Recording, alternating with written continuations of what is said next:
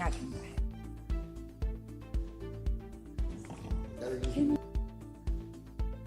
Those days are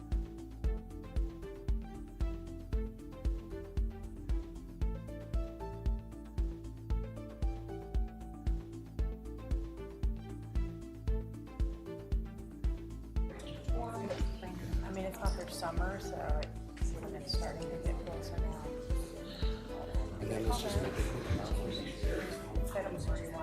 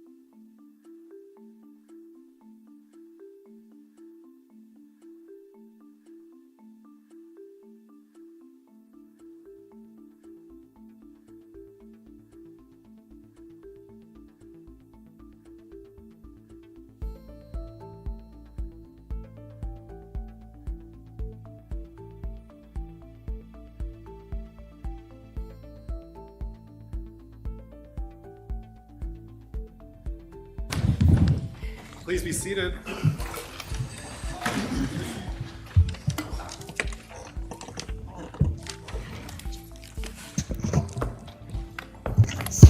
Good morning. This is the time set for sentencing in CR 2021-001704, CR 2022-001242, State of Arizona versus Lori Daybell. Is the state ready to proceed? Trina Kay on behalf of the state. The state is ready to proceed. Is the defendant ready to proceed? Yes. All right.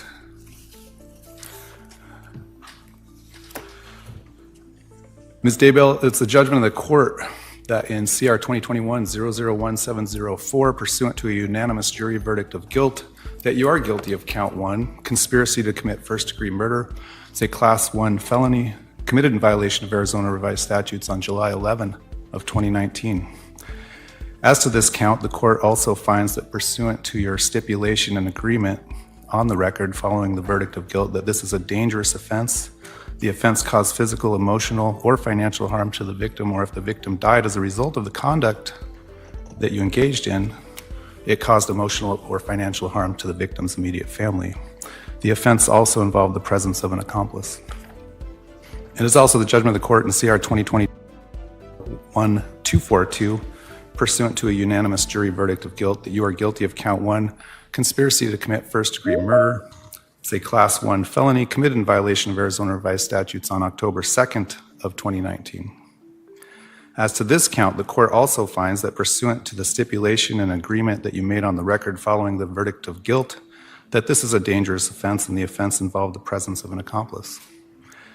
It's ordered entering judgment of guilt for each count in each case. Accordingly, the court will make additional findings regarding additional aggravating factors later in these proceedings.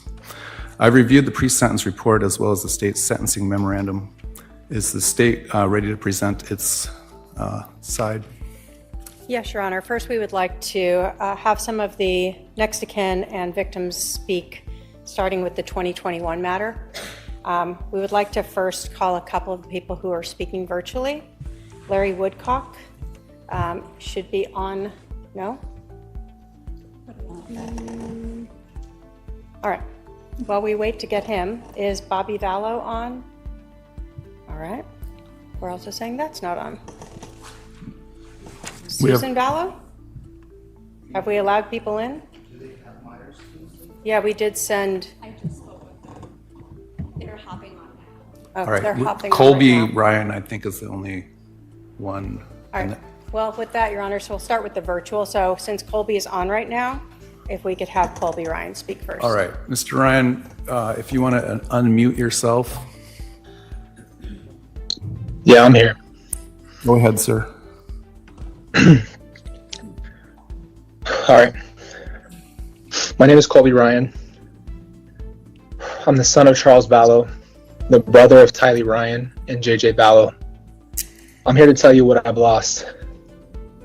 Not only are my father, sister, and brother gone, but so is my mother. Starting 6 years ago, the horror began. During the middle of my workday, I was alerted that my father had passed away from a heart attack. I spent the whole day at work in shock. I spoke to my mother and felt that I needed to come and stop by after my shift. After a long conversation, she hesitantly agreed. When I arrived at her house, I found out that what she had told me previously about the heart attack was not the case. My father had been shot and killed in what was labeled self-defense. I saw how my sister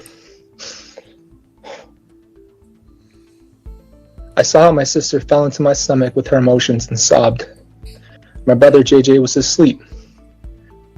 Afterwards, I came home to my wife, and our young baby sat on the floor and completely broke down. My life would never be the same. My sister was caught up in the middle of this hell. She was only 16 years old. My little brother was barely 7. Within a few weeks, life continued to move quickly.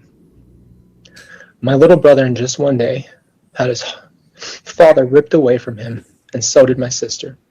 No matter how tough Tylee tried to be, she was scared, and I know she was scarred.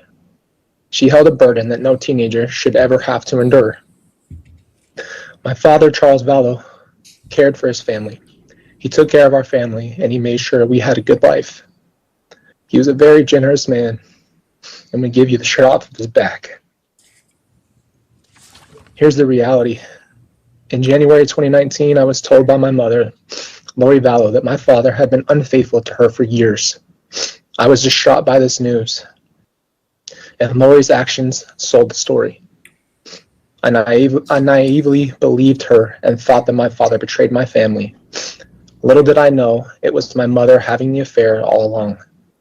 She accused others of what she was doing herself. I regretfully decided to stop speaking to my father. On July 11th, 2019, I would be flooded by the reality that my choice not to speak to him would be a lifelong sorrow. What I lost on July 11, 2019 was a father who was trying to help me in life, and a man who wanted to see his grandchild, and someone who wanted to give guidance and love. I lost a father. This affected me in more ways than anyone could ever know. I have to live with the regret of not speaking to him before he was murdered in cold blood. This did not only affect me. My little brother, JJ Vallow, was only 7 years old, and he had autism and had his life picked apart and never explained. One day he saw his father coming to him to pick him up at the house, and then never saw him again. My sister Tylee carried too much responsibility and was put in positions no child should ever have to be in. Part of that responsibility was being told to retrieve Lori's purse inside the house, possibly witnessing her father's body. Here's the reality. Neither Tylee nor JJ had time to even process or grieve. My mother, Lori Vallow, moved them out of state, and only a couple of weeks later, little did we know that my little sister, Tylee, only had 60 days before she would meet the same fate.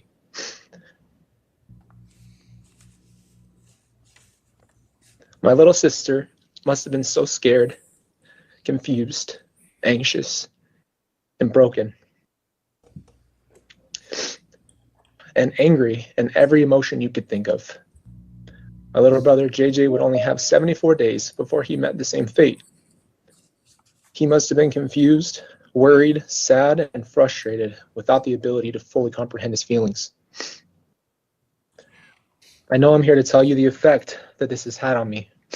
In simple terms, each one of my family members was taken from us all in one swoop. My father was gone in an instant, and later my sister and brother disappeared until they were later found in Lori Vallow's new husband's backyard. This has affected me personally. I had to do something I've never done, and that was fight to stay alive after the pain.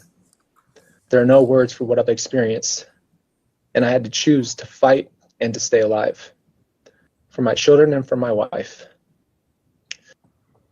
Now I'd like to address Lori Vallow. She claims to be Jesus's favorite. She claims to lead a spiritual life, and she claims that she loves everybody, and she also claims to have seen Jesus and visited with him. When did Jesus allow us to commit adultery? When did Jesus change the commandment of thou shalt not kill? When did Jesus allow us to steal money from our dead children? When did Jesus tell us to lie our way through life? It must be a very sad life to smile your way through all the pain you've caused. Rather than being able to acknowledge the pain that she has caused, she would rather say that Charles, Tylee, and JJ's death were a family tragedy and not her evil doing. And I will say this, if you want to see darkness, look at the murdering cult that claims God has commissioned their mission to kill my family and others. Quite frankly, I believe that Lori Vallow herself is the family tragedy. Thank you. Thank you, Mr. Ryan. Thank you. I believe Larry is now online. We can Larry, have him speak next. Larry Woodcock, if you'd like to unmute, go ahead, sir. What would you like to tell me? Can you hear me? Yes, I can hear you. Thank you, sir. And thank the court for allowing me to be present. I truly wish I was there to look the murderers in the eyes. I'm unable to. I will say this. Murderers, you're nothing. You're a murderer. You're a narcissist, psychopath, delusional murderer. I can't tell you the harm that you have caused to our family, but I will tell you this.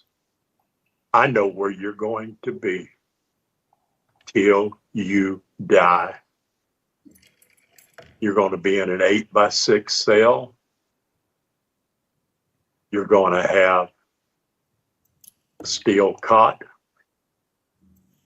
You're going to have a 12x8 desk and a stainless steel toilet. You will have 23 hours a day in there. I hope you spend the rest of your life 23 hours a day regretting your choices, because that's all it was, murderers. It was your choices. You made them. You and your husband, if that's what you want to call him.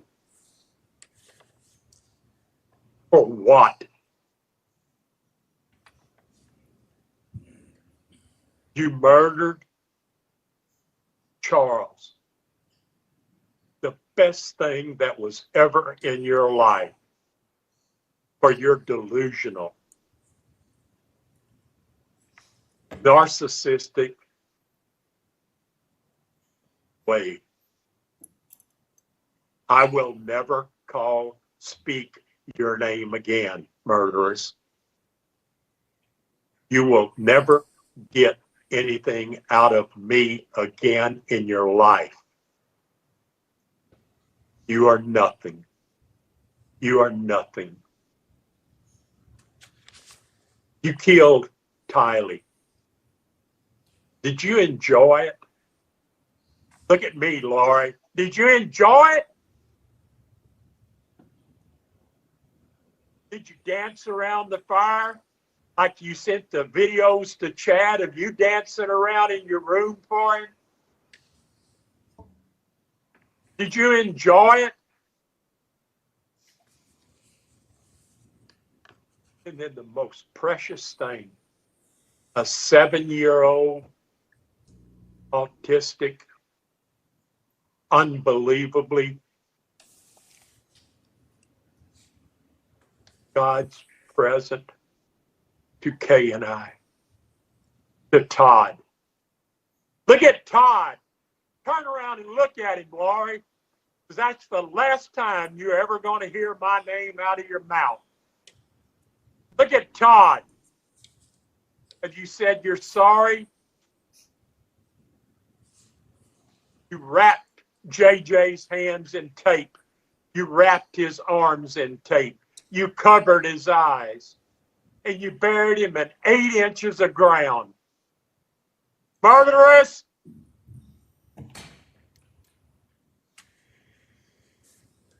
May God have mercy on your soul, because that's the only thing in life. And don't count on God where you're going. You're nothing, murderous. I can't stand you. I always said, from out of some place you never saw came a sound you never heard. Well, I will not say that anymore. I want you to see and hear everything that's going to happen in your life. I want you to live it 23 hours a day. I despise you. You murdered JJ. You murdered Tammy. I'll always believe you murdered Alex. You're a murderer mistress, murderer. You're worthless.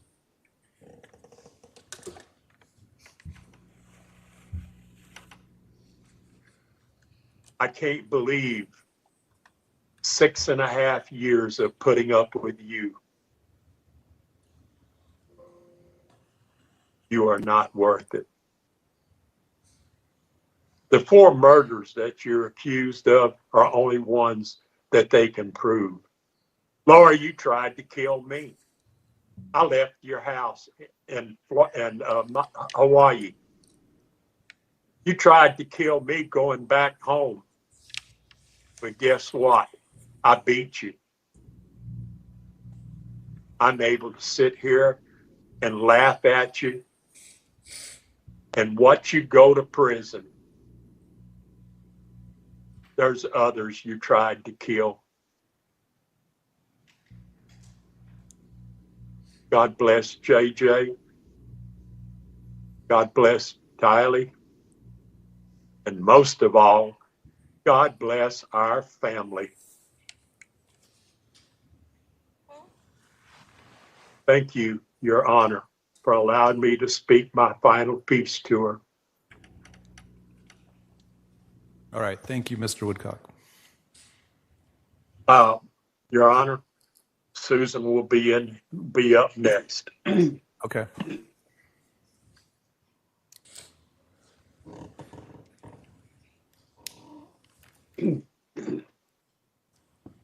Good morning. Good morning. I'm Susan, one of Charles's older sisters. I'm here to share the emotional impact of Charles's tragic sister's death for me. Charles and I had just started renewing our relationship with each other. One day in 2019 at Kay's house, Charles said to me, "Come see, sis." So I went to see what he wanted. He said, "I'm going to give you a car." And I just about passed out. I told him, I said, "I love you, Charles." He said, "I love you too, sis." And we hugged. And these were the last words we ever spoke to each other. Needless to say, because of your selfish, deliberate, and horrifying actions, it's never happened. My brother's love, kindness, and generous nature knew no bounds. He wore his heart on his sleeve. You took all that away from us.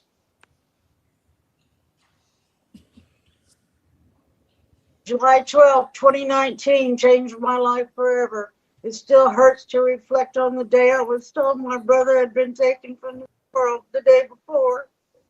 You didn't even have the decency to bother with letting our family know of Charles's death until the day after by means of a vague text from one of Charles's sons.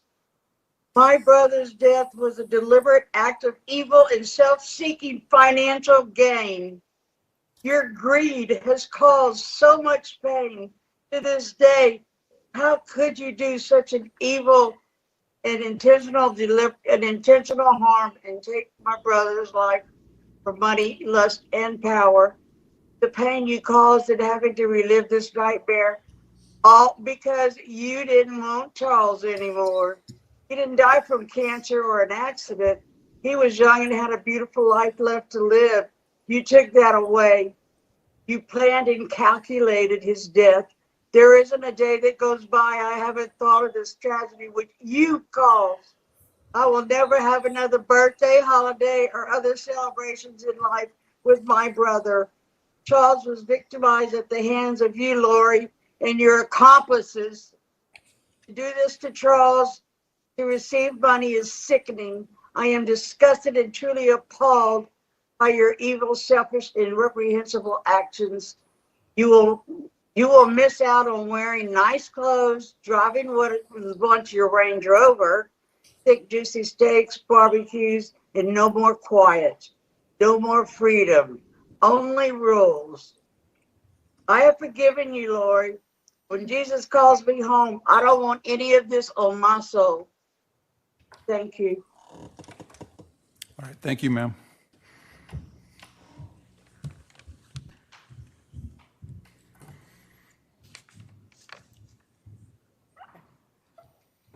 I'm not sure that Bobby's been able to get on, Your Honor, so I believe next Todd Trahan will be speaking.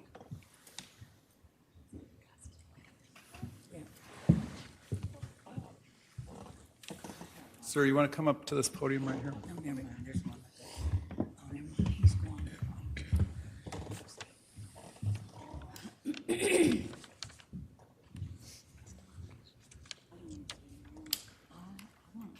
You're Todd Trahan, Yes, sir. and what would you like to tell me, sir?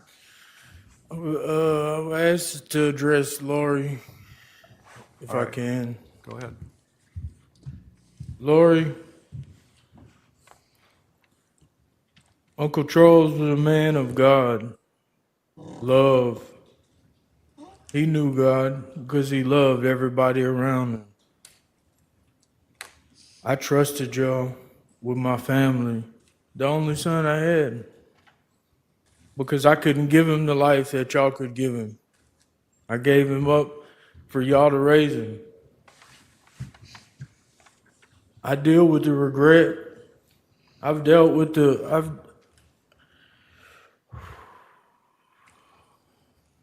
I've dealt with the torment of making that choice. I'm here today to forgive you.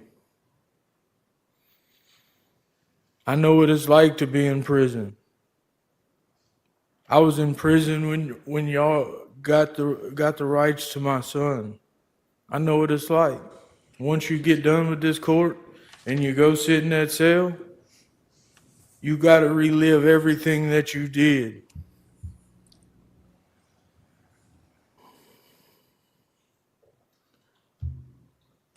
I hope for you that you understand the truth of what God did on the cross, because God died not only for me, he died for the unlovable.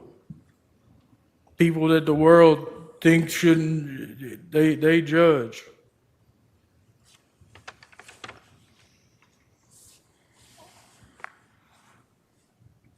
I hope you understand the truth before you die. You still have a chance. You don't have to live evil the rest of your life. You can turn from that. You ask God to come into your life and show you His love, and it'll transform you. I want to thank the court for letting me get up here and say these things. Thank you. Thank you, sir. Next should be Kresha Trahan.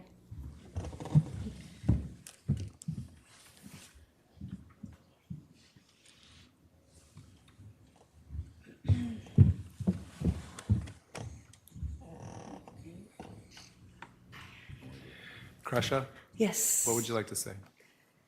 All right, let's see. My name is Kresha K. Trahan, and I stand before this court today as a voice for the shattered remains of my family, a family that has been ruthlessly decimated. Not only were lives stolen, but also our peace, our trust, and the very fabric of what a family should be. Charles, my uncle, and my mother Kay's beloved brother, was so much more than just a relative. He was a cornerstone of our family. I remember his infectious laugh, his corny jokes, his unwavering optimism, and his genuine care for everyone around him. He had a way of making everyone feel seen and valued. I gotta catch my breath. One of my fondest memories is how he was always there for my mother, his sister, Kay. Their bond was incredibly strong, and they supported each other through everything. He was the kind of man who would drop anything to help someone in need. The news of his death in July 2019 shattered me, and it sent shockwaves through our entire family. It was sudden and incomprehensible. My mother, Kay Vallow Woodcock, his sister, was also devastated. The pain of losing her brother was immense, and it was a wound that has never fully healed. it's hard to see your own mother go through these kind of things because it's something you can't fix. For me, it felt like a light had gone out in the world. We relied on his steady presence and his ability to bring people together. The initial grief was compounded by the horrific circumstances surrounding his death. To learn that his own wife was involved in his demise was a betrayal of the deepest kind. It added a layer of anger and disbelief to our sorrow. The questions of why and how haunted us, turning our grief into a constant ache of injustice. We now know the chilling extent of the premeditation.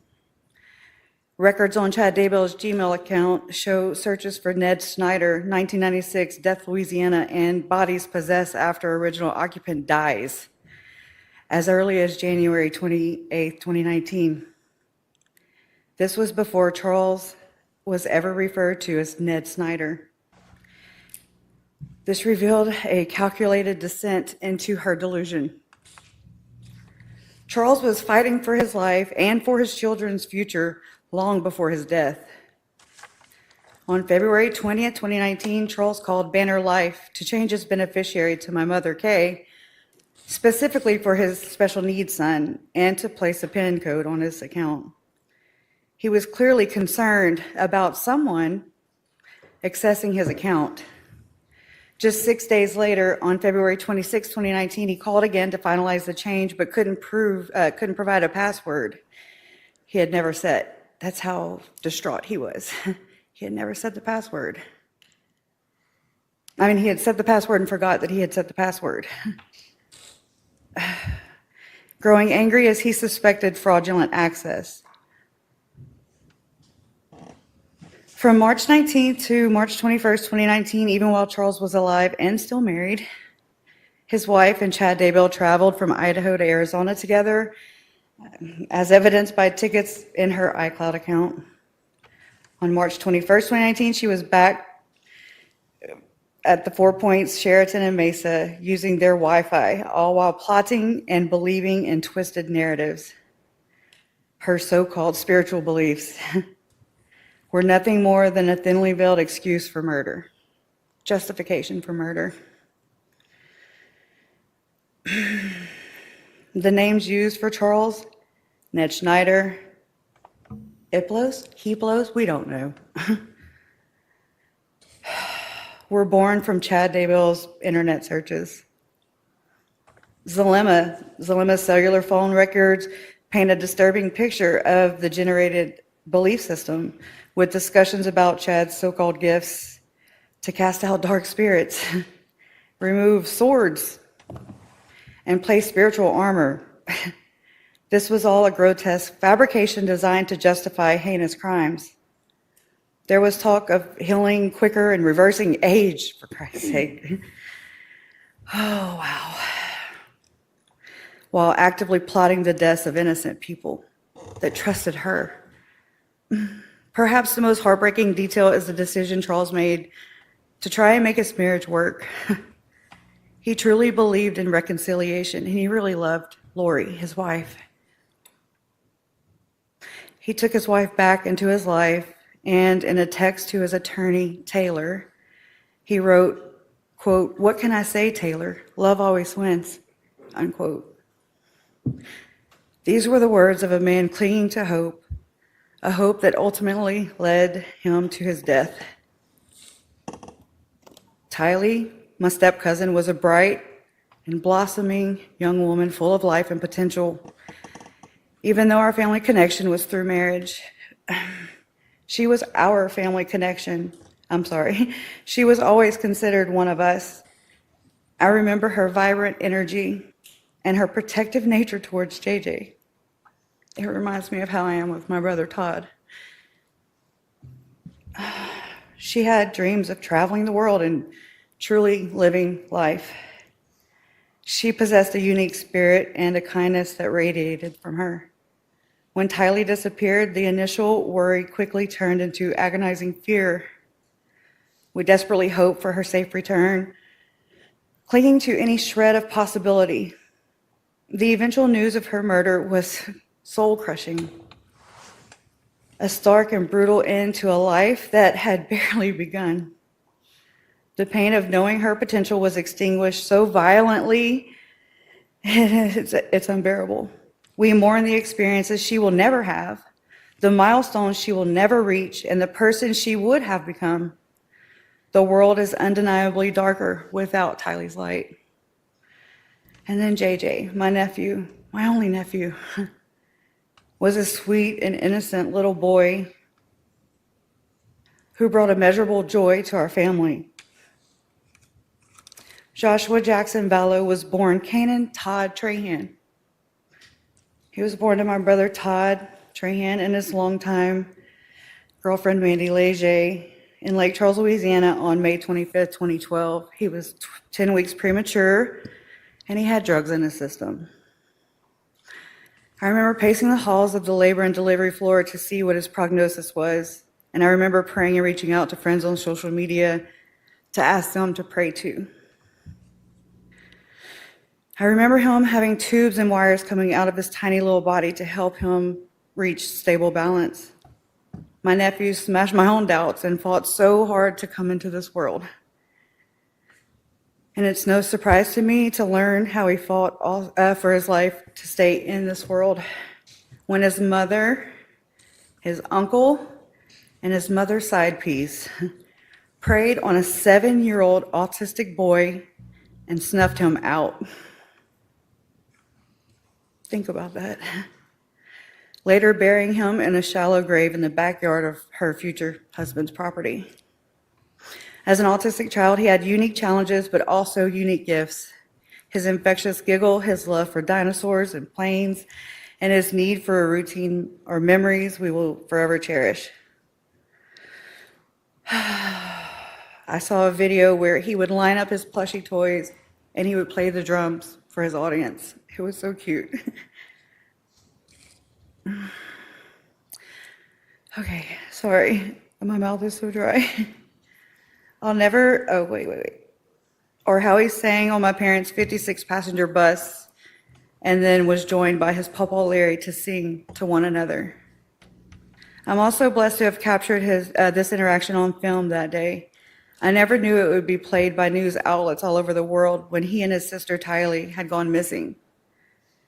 He was a vulnerable and trusting child who relied on the adults in his life for love and protection. The betrayal of trust in his adoption and subsequent murder is a profound and lasting wound. She adopted him to get him out of a bad situation just to murder him? Lori Noreen Cox was an unloved daughter. She didn't even get her own name. She was never allowed to be herself, an individual with her own identity and her own life. She was always told she was someone else, living someone else's life. Her mother, in her grief over losing her infant daughter, convinced herself that Lolly's spirit came back to her in a new body. She convinced herself that she never lost Lolly, but that Lolly was so special she was allowed to come back to Earth again. And then she was convinced that she was Lolly. But the reality is that Lolly was lost. The hard truth is that sometimes infants die, and there's no reasoning and no explanation that makes it feel better. Sometimes babies just die. But her mother couldn't sit with that. She couldn't accept that, and so instead she taught her that she was Laura Lee. She taught her that Laura Lee must have had such a special mission that her spirit got to come back in her body. She was taught that she didn't matter. She was taught that she didn't deserve to have her own name, her own life, her own identity. She was devoured. And then to make matters worse, she was violated. I don't know when or how or by whom exactly, but she knows. She knows what happened. She knows who did it to her. She may pretend that it never happened, but the memory of it lives in her cells, and she can't ignore because those feelings come for her, and they find her in the quiet moments she wishes would go away. I know what it, okay, sorry. I'm going to skip. That was, I'm crediting Megan for that. Here's the final plea for justice. The actions of the defendant have systematically dismantled families, leaving behind a trail of unimaginable grief and trauma. My family, especially my mother and my brother, have endured unspeakable pain because of these actions. We lost a brother, a son, and a nephew. And the lingering fear and sorrow inflicted are a constant heavy burden. I implore this court to impose the maximum sentence possible. The defendant deserves to spend the rest of her life incarcerated, held accountable for every life stolen, every heart broken, and every family destroyed. Her calculated cruelty has earned her nothing less than the hardest consequences. Let justice finally be served for Charles, Tylee, and JJ, and I can't forget Tammy. My uncle Charles's last words to his attorney about taking his wife back were, "What can I say, Taylor? Love always wins." In his memory and for the countless lives impacted by these horrific crimes, I hope that justice for once truly wins. Thank you. Thank you.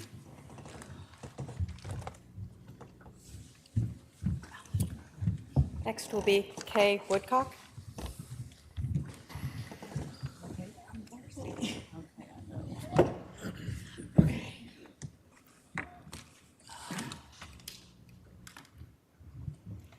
Go ahead and go up to the podium.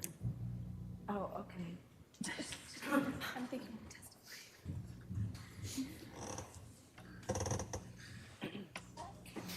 Can I sit up there? No. Gotta be here? Okay.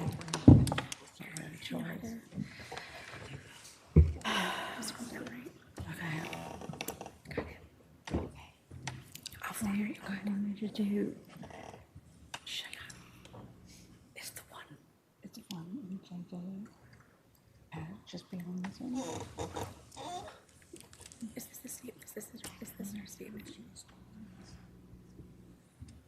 This is whose? This is yours. Never heard. Okay, anyway, it's okay. Okay.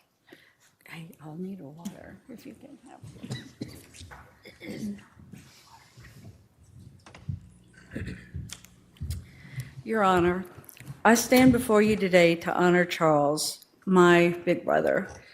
This courtroom is where Charles finally receives the justice he fought for and never saw in life. Thank you for allowing me to speak. Charles was more than my brother. He was the backbone of our family. He was steady, loyal, and endlessly generous. He was the kind of man who showed up for everyone without ever asking for anything in return. When you walked into the room with Charles, you felt safe, you felt valued, and that's what makes this all so unbearable, because the very person who should have cherished him the most, his own wife, betrayed him in the cruelest, most calculated way imaginable. Charles was a protector by nature, the man who would give you the shirt off his back and then ask what else he could do to help. He loved fiercely, laughed easily, and built his life around the simple but powerful values of family, faith, and hard work. It feels right that this trial comes after those for JJ, Tylee, and Tammy, because he was a true Southern gentleman. I know he would have told us to take care of them first. Lori. First, let me say this. Charles is not your husband. I can't do that. You have to address the court. Okay. Sorry. Charles is not your husband. Your disgusting co-monster, Chad, is. The Miss Texas pageant, Wheel of Fortune, Extra on Modern Family, July 31st, 2023. What do they all have in common? They're all days that failed to make you famous or idolized. Infamous? Yes, but never famous, never idolized. You spent your entire life chasing cameras, applause, and validation like oxygen, but here you are, exposed, convicted, stripped of the lies you wrapped yourself in. All your interviews, all your attempts to manipulate, triangulate, and control the narrative even the one released just last night, have failed. The world sees what I saw in 2019 when you abandoned Charles, Colby, Tylee, and JJ to chase that grotesque shadow of a man, Chad Daybell. You call yourself a mother, a wife, a woman of God. You are none of these things. You are a liar, a fraud, and a murderer.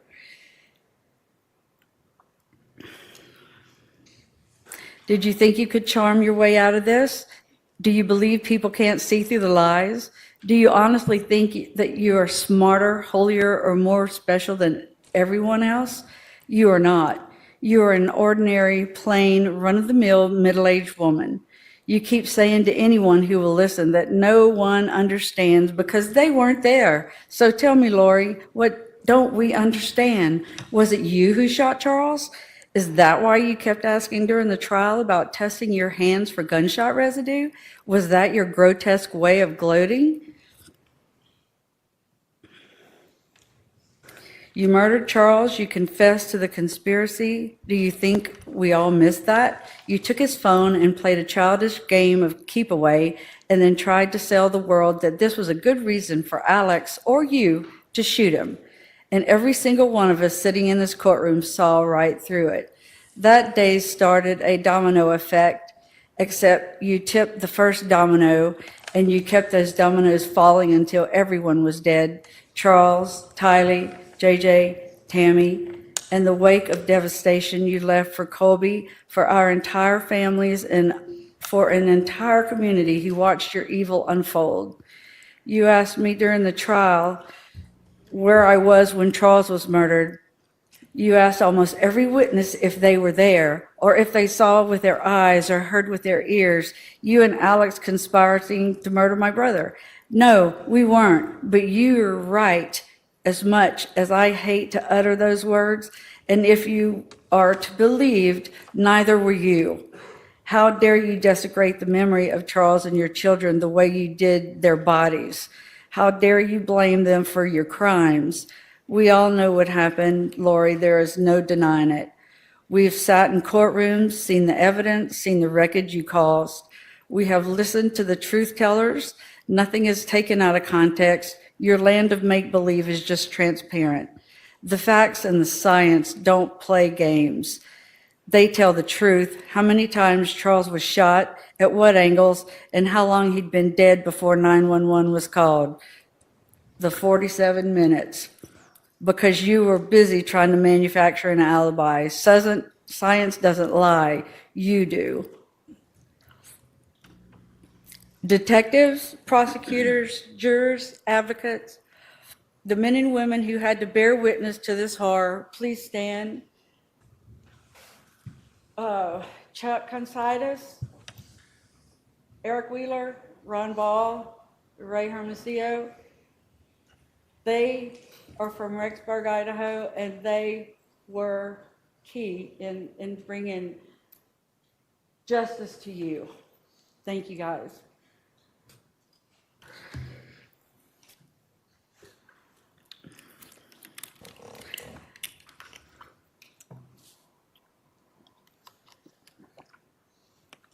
These individuals bear the weight of directly confronting your actions. They took that burden home to their spouses, children, and sleepless nights. They endured tragedy. You didn't just take our loved ones. You sparked a tragedy that now affects countless families. They understand. They were there, and they worked tirelessly to bring you to justice. Chandler PD never believed your bullshit. They didn't charge you immediately because they were busy untangling your web of deception. So you can continue making claims that no one understands because we weren't there. But make no mistake, we stand perfectly. We understand premeditation. We understand conspiracy. We understand fraud, insurance policies, and false alibis. We understand how long bodies lay in the ground while you danced, vacationed, and manipulated for attention. We understand the cost, emotional, financial, spiritual, that all of us have paid to clean up the wreckage of your delusion. Therapy, lost work, trauma, panic attacks, courtrooms and funerals, ashes and empty chairs. You are so selfish, so pathologically self-centered that you can't even see the shockwaves you created in every life around you. Webster's dictionary defines tragedy as a disastrous event. What happened to my family is precisely that, a series of disastrous events, each one engineered by you. You and Chad built a religion of narcissism, two people drunk on the fantasy of being special, chosen, above the law, above humanity itself. You labeled people as dark to justify murder. You wrapped evil in scripture and called it faith. You and Chad murdered your children and spouses and then hid behind a veil of lies. You are not exalted. You are not translated. You are a manipulator, a parasite, and a coward. You have no remorse. Your deflection is disgusting. Your interviews are manipulative. Your faith is counterfeit. You still talk as if you're somehow misunderstood. No, wrong. You're fully understood. We see who you are, a manipulator, a liar, and a destroyer. And the worst thing is, Charles loved you. He protected you, and you repaid him with betrayal and bullets. You left him dead on the floor and then went shopping for flip-flops and a new life with your apocalyptic con man. You tried to erase him, stealing his phone, twisting the narrative, and lying to anyone who would listen. But the truth doesn't lie, Lori, and now the truth has destroyed you. Lori, you have noticed this courtroom is full. It's not because people admire you. It's not because they see instrument in God's hands. It's because you're a sideshow freak, a murderous carnival act. People come to gawk at the monster who thinks she's divine. They don't come to honor you. They come to witness the wreckage of your delusion and to see justice crush it. You've always wanted an audience, but this audience isn't here to adore you. They are here to watch you fall, to watch you stripped of the spotlight you crave, to see your false crown ripped away. You are not a goddess. You are not chosen. You are not powerful. You just thought you could play God and win. The only legacy you leave is this. You will be remembered not as an instrument of God, but as a pitiful cautionary tale of evil and narcissism. Your life will end behind concrete and steel while the world outside remembers JJ's smile, Tylee's strength, Charles's kindness, and Tammy's light. You will be forgotten, except as the sideshow act you've made of yourself, a monster who wanted to be worshipped, but who will only ever be pitied. But the legacy of Charles, JJ, Tylee, and Tammy is here in this courtroom, a new type of family built on love. Colby and his family, Tammy's family, the men and women who battled evil, all of us united, because as Charles said, love always wins. Finally, I want to say this. You once claimed that no one could judge you because they weren't there. Today, everyone is here. The court is here. Justice is here. And now judgment has arrived. May this sentence be as permanent as the graves you filled.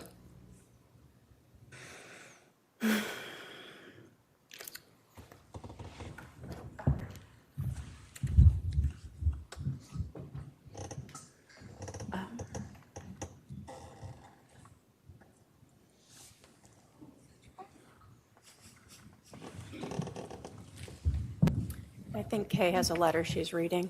Okay.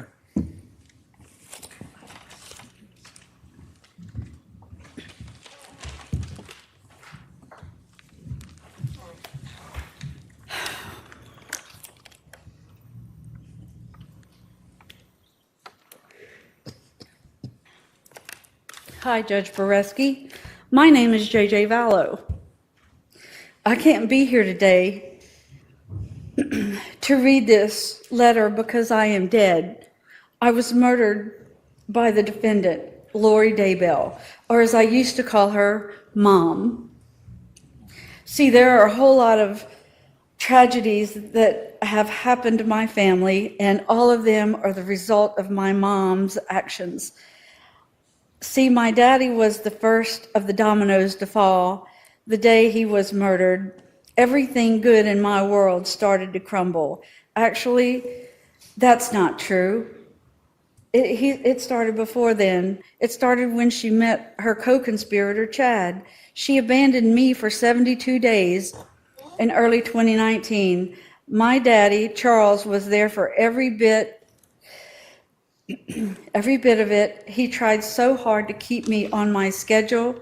See, I have autism, and that isn't a bad thing. It just means that I needed extra attention and routines, because my brain and my body had more energy than you could ever imagine.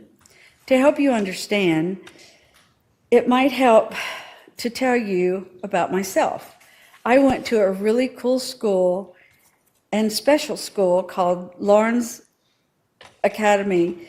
It's Lawrence Institute for Education. And I loved it. I loved my teachers and my classmates. They understood me so well, and I just thrived there. I was able to go to that school because my dad worked so hard and provided me a special education because I am a special boy. I had a best four-legged friend ever, Bailey, my service dog. Bailey went everywhere with me and kept me calm and safe. I loved Bailey so much, but Lori got rid of Bailey after my dad was murdered, but before she murdered me and Tylee. See, my world crumbled without my dad.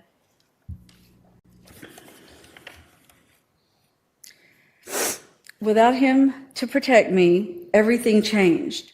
She took me out of my school and told my teachers that my dad committed suicide. She told them on my last day of school. She told me too.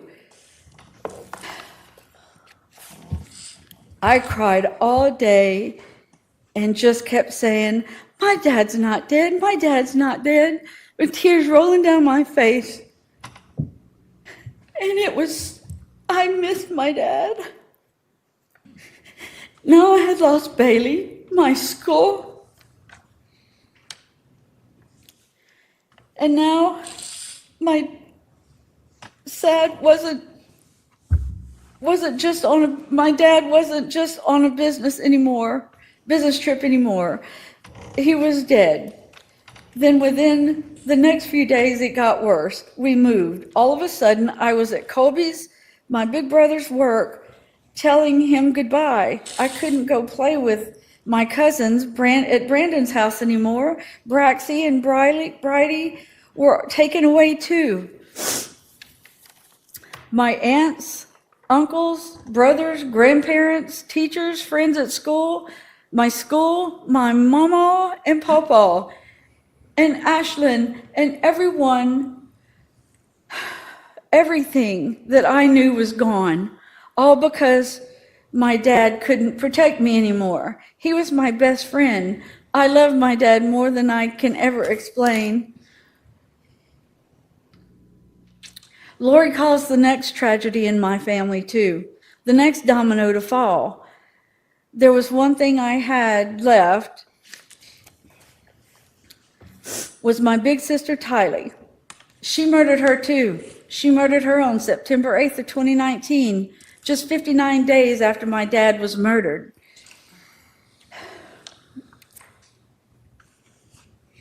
Days after she ripped my world apart and took me away from everyone and everything that made me feel safe and secure. Then on September 23rd, 2019, she murdered me.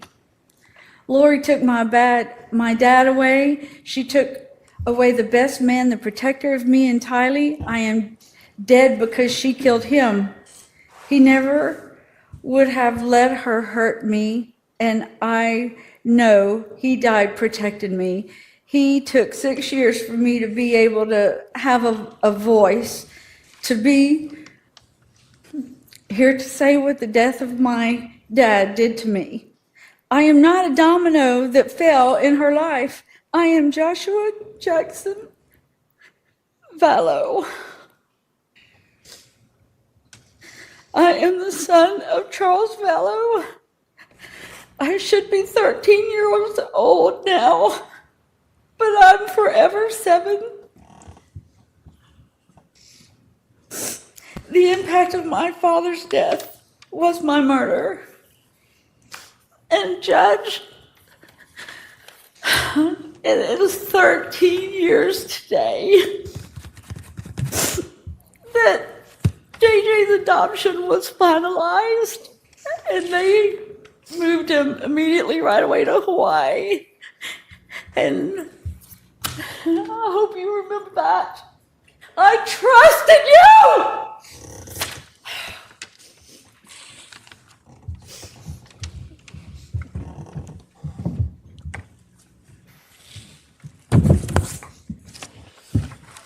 Next is Jerry Vallow.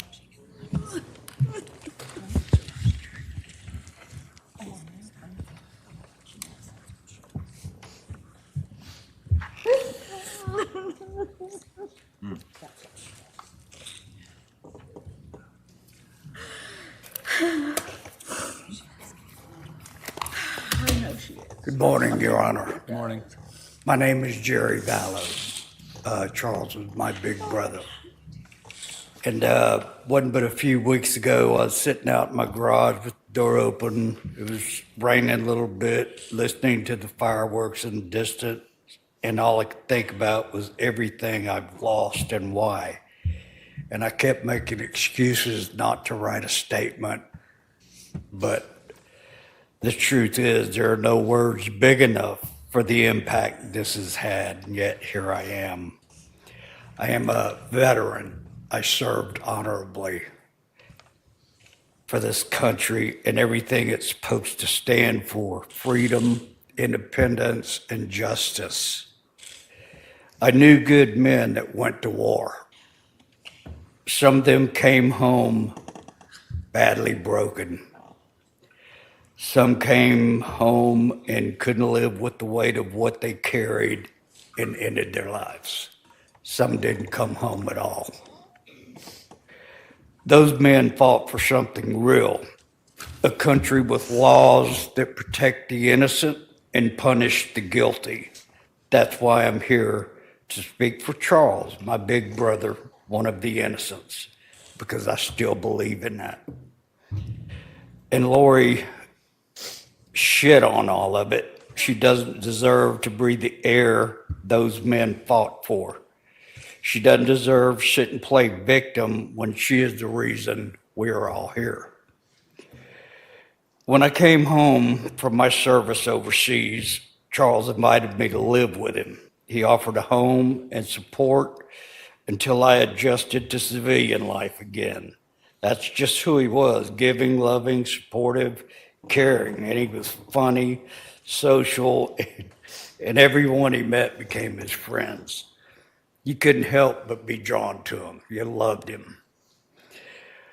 He wasn't just my big brother, he was my best friend. We grew up together on the bayous and rivers in South Louisiana, spending countless days and nights camping, fishing, hunting, exploring, and just being kids. We had so much fun. We learned to survive, trust each other, and become men. I miss him every day. He was a devoted father, a teacher, someone who guided and loved his kids with every fiber of his being. All 5 of his children meant the world to him, and he spent his last months fighting for Tylee and JJ because he was a protector. He was a son, a father, a brother, an uncle, a good man. He didn't deserve to die, and he sure as hell didn't deserve to be vilified by the woman that killed him. I keep asking why. Why? Is it about $1 million? He wasn't just a dollar sign to fund Lori's sick game of make-believe. She tried to cash in on his life, and when that didn't work, She brutally murdered her kids for money, and she tried to kill Brandon when he started looking like the next available dollar sign. His murder impacted not only me, but my entire family. She tried to tear us apart, but she couldn't because we're pretty strong, resilient people.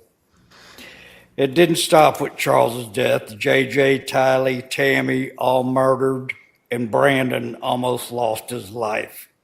Innocent lives were stolen, and we all feel the deep pain and loss, and it hurts and will for years to come. Lori is responsible for all of this. This isn't a family tragedy that occurred randomly. It was a deliberate act of evil.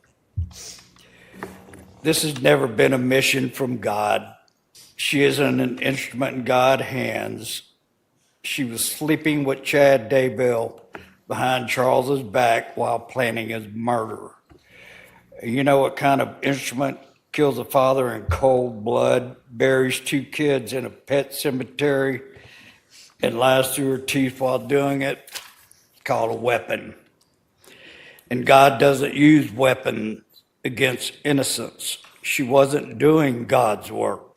She was selfish, cruel, and calculated. God didn't send her to commit murder. She used his name to justify evil. That's not God's work. That's blasphemy, plain and simple.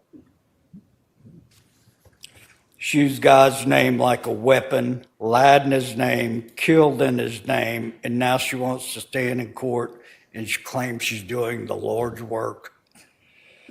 She's not some misunderstood woman. She's not some grief-stricken mother. She's not a victim of this story. She wrote her own disgusting make-believe story, and she wrote it in blood. She didn't cry for Charles. She didn't mourn JJ or Tylee, no matter what she says. She erased them, and she didn't give a damn about Tammy. So when she sits there and pretends this is some kind of tragic twist of fate, like she didn't like the fuse, remember that. She didn't just kill Charles. She stole him from everyone who loved him, from his boys, from our family, from me. She didn't just break the law. She pissed all over it and tried to claim righteousness. She started this. She caused this. She wasn't caught in some domino effect. She pushed the first one and kept pushing till there was none left standing. She twisted everything, God, family, and loves. And she thinks she can twist justice too? Don't let her. Don't let her twist away from what she did. She murdered my brother Charles. Give her what she's earned. Thank you, sir.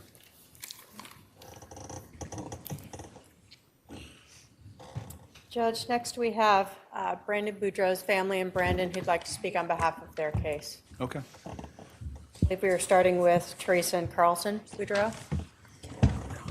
It's Brandon's parents.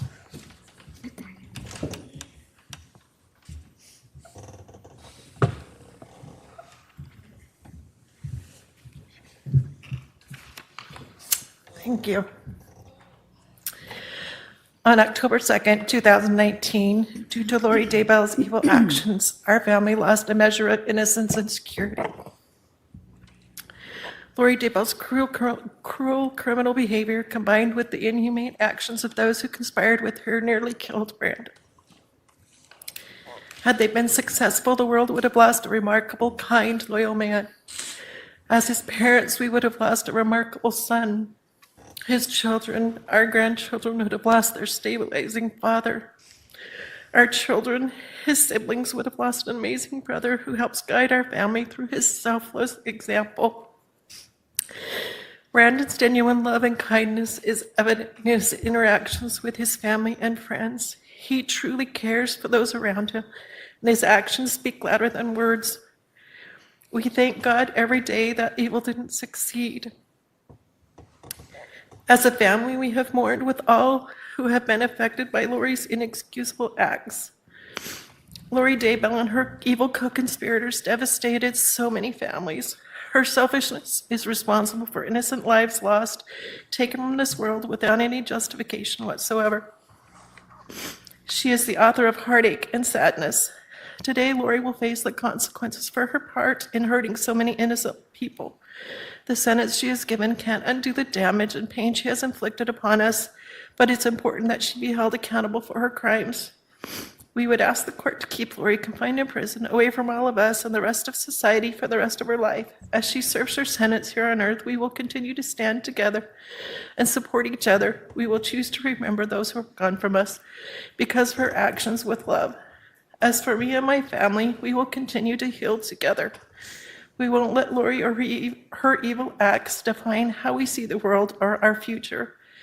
We have endured difficult times. During this period of time, we have feared for our physical safety. We've struggled with a myriad of emotions. The stress of being targeted and threatened takes a toll.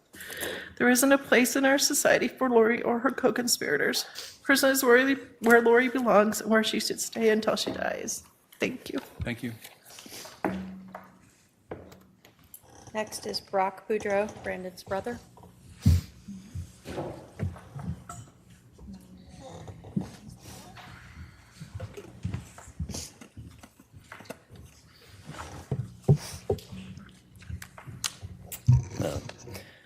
Thank you, Your Honor. First of all, I want to just say how grateful I am that Alex is a terrible shot and that we get to be here today to talk about my brother who's still living, and he's the only one that was fortunate enough to have that.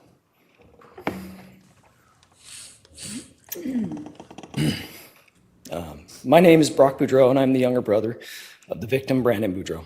I'm writing on behalf of my wife and myself, and I'm here today to talk about the toll that this heinous crime has taken on our lives as well as the lives of our family. From the moment I found out my brother was having marital issues, I was there for him trying to help. He was abandoned by his then wife, Melanie, in Utah, with his children at the end of June 2019, and forced to fly back to Arizona. I offered to help him and flew back to Arizona. When we arrived back at his home, we were both surprised to find his wife already home, having driven back to Utah after abandoning them all there. During that night, I helped the children get to bed and allowed my brother and his wife to try and talk and figure things out. Overhearing their conversations, I realized just how deeply involved Lori, Alex, and Chad were in the failure of my brother's marriage. The next morning, I was talking with Brandon, and he told me how happy he was that I was there because Melanie had called her Uncle Alex the night before. And Brandon had mentioned how he was really scared of Alex and that he was capable of killing someone and had tried before. At the time, I thought my brother was being a bit dramatic.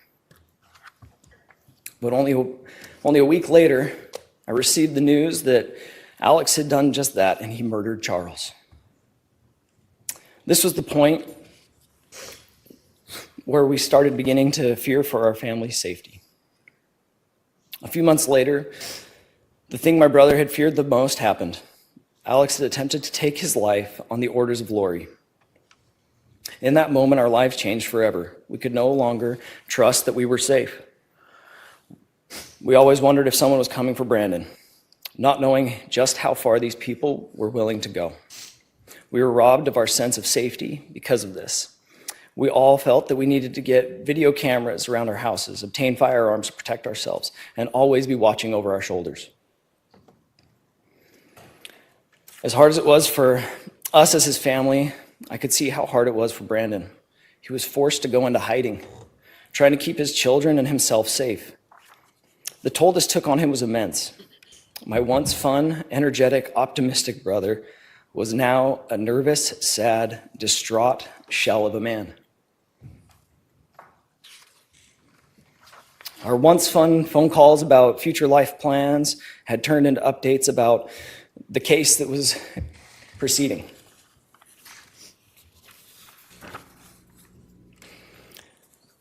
June 2019 was the beginning of so much sadness in our family's lives As the story unfolded and things became more public, our family name, being so unique, started to be recognized and associated with the ongoing trials and investigations. I'm a practicing dentist in the state of Arizona, and now I constantly fear of people Googling my last name. Having things pop up about the case rather than information about me or my practice. I would like to think that this has not affected people deciding whether to come and see me or not, but I'm sure it has. Our lives have now become entangled with a story none of us wanted to be a part of. We are forced to have hard conversations with our young children, trying to explain why someone would want to kill their uncle. This has forced us all to watch as Brandon has had to share custody of his children with a woman we all know was involved in his attempted murder. It has forced us to sit back and watch as our name has been publicly defamed and slandered by that same woman.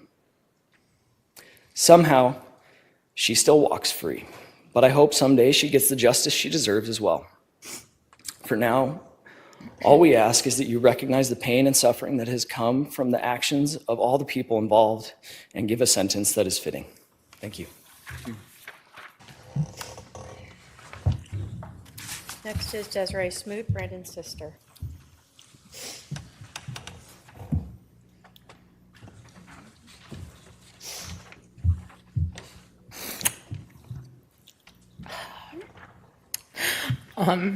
My name is Desiree Smoot, and I am one of Brandon Boudreaux's older sisters. Sorry. It is extremely hard for me to explain just how much my brother means to me, and how much the decision of Lori Daybell and others to conspire to shoot him on October 2nd, 2019 has impacted my life and my family's life. Nothing prepares you to hear your dad tell you that someone tried to shoot and kill your brother and that they missed him by inches. The shock, anger, helplessness, and fear you feel is unimaginable. Our lives were completely changed after that day. I saw my brother in person a few days after the attempted shooting, and I will never forget that moment. I can still see him today. His face was so full of fear and shock. He couldn't comprehend what had happened to him. He feared for his life and for his children. As an older sister, there is nothing you want more than to protect your brother, and I couldn't do anything. I couldn't take away his fear and pain. I couldn't fix this. I can still hear my brother's voice as he broke down on the phone. He cried to me, asking how he was supposed to explain this to his children when they were older. How was he supposed to tell them that someone who was supposed to love him tried to take his life? The heartache in his voice broke me. I knew that this was a reality that he was going to have to face at some point. The trauma for him and his kids will never be completely over. The following months after the attempted shooting of Brandon, my husband and I lived in constant worry and fear as we tried to help support Brandon and my nieces and nephews. During this time, my husband was called by my dad and asked to rush over to their house because there were people there that we were really scared of. I remember being terrified for my brother, my nieces and nephews, my parents, and my husband. During that time, we also lived in fear that someone could possibly show up at our house. We had my brother and my nieces and nephews at our house quite often, and we had to be so vigilant in being aware of our surroundings because we didn't know if people were going to show up, people that were trying to hurt my brother. The stress and fear greatly impacted my husband and I as we tried to appear normal for our own kids and for my nieces and nephews because we didn't want them to be worried. Our work lives were impacted as we tried to balance our jobs with the stress and fear we were experiencing. I have never known fear like what we experienced for those few months after the shooting. If Eventually, my brother was so scared he decided he needed to take his kids and go into hiding because he didn't feel safe. My mom, my sister, and I decided we would split up the time and each go and support Brandon and help with the kids. I took off a week of work and left my own family to try and offer a little bit of love and safety to my nieces and nephews whose lives had been completely changed because of others' choices. Brandon and I worked hard to try and keep everything normal for his kids while both of us were scared and worried. We didn't want the kids to feel our fear, but we were scared. The amount of stress this balance put on us was extremely hard. We both could feel it. I could see the stress and anxiety on my brother. He was trying so hard to support his kids while he trying to find a way to keep them safe. Family means everything to me, and I am extremely protective of mine. I have felt so angry and helpless because I haven't been able to fix this for my brother and my beautiful nieces and nephews. My heart aches for the realities my nieces and nephews will have to face as they get older and realize what happened to their dad and how all of this impacted their lives and will continue to impact their lives. It is not fair, and I hate it. I have to talk to my own kids about the fact that someone tried to hurt their uncle, someone they love greatly. These are not things any parent wants to have to discuss with their kids. How do you explain this evil act? How do you explain to them that their cousins who they love so much will forever be impacted by this? For the past 6 years, our family has rallied together during this nightmare, and we have become stronger. We have uplifted each other and supported each other. We have prayed for someone to take accountability, to show a little bit of remorse for the pain and heartache they have caused to Brandon, his children, our family, and all the families affected. We have not gotten that. That is really hard for me to accept. I pray every day to be able to forgive people who have caused so much heartache and pain to the people I love. I am grateful for the justice Brandon found in June. I am grateful for the people who worked for that. Today I am asking the court to take into consideration how much these acts have impacted my brother and his kids, how much it impacted all of our family and all the other families. Please help Brandon find a little peace as he strives to put his life back together and keep his family safe. Thank you. Thank you. Next is Danae Boudreau, Brandon's other sister.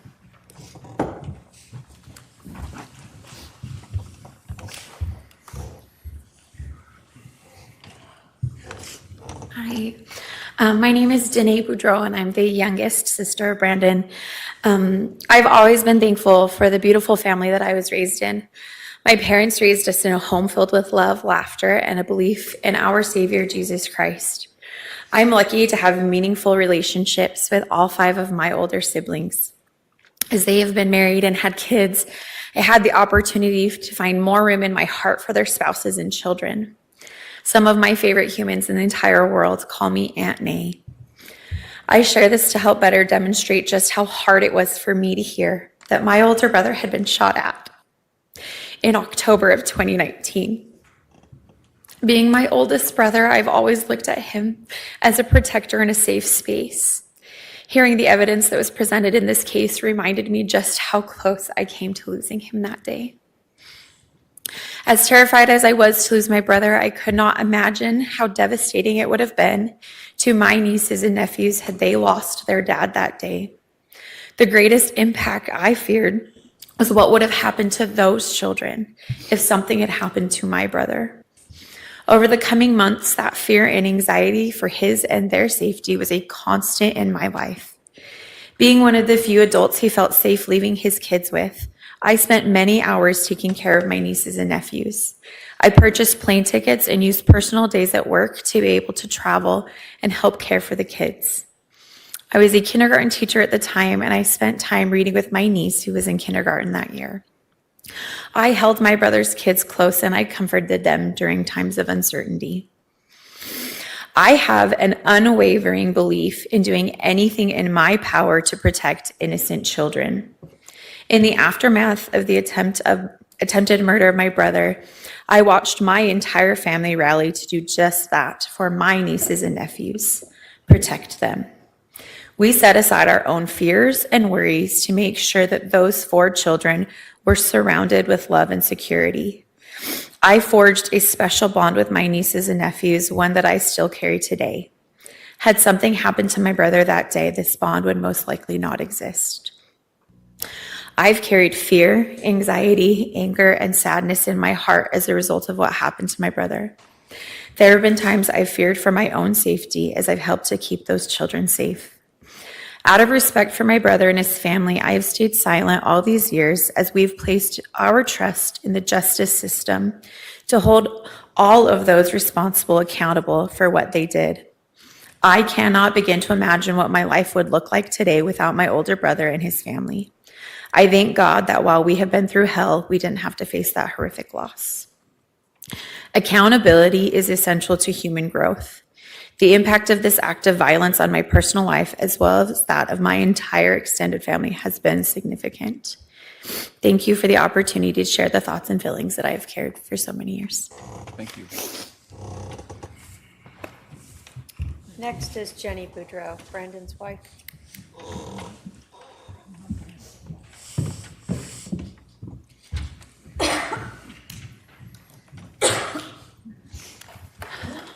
My name is Jenny Boudreau, and I am Brandon Boudreau's wife. First and foremost, I want to thank all those that have spent countless hours in bringing justice to not only Brandon, but to Charles, JJ, Tylee, and Tammy. Today, I stand here today as a voice for the pain and lasting trauma caused by the attempted murder of my husband, Brandon Boudreau, on October 2nd, 2019, a day that none of us will forget.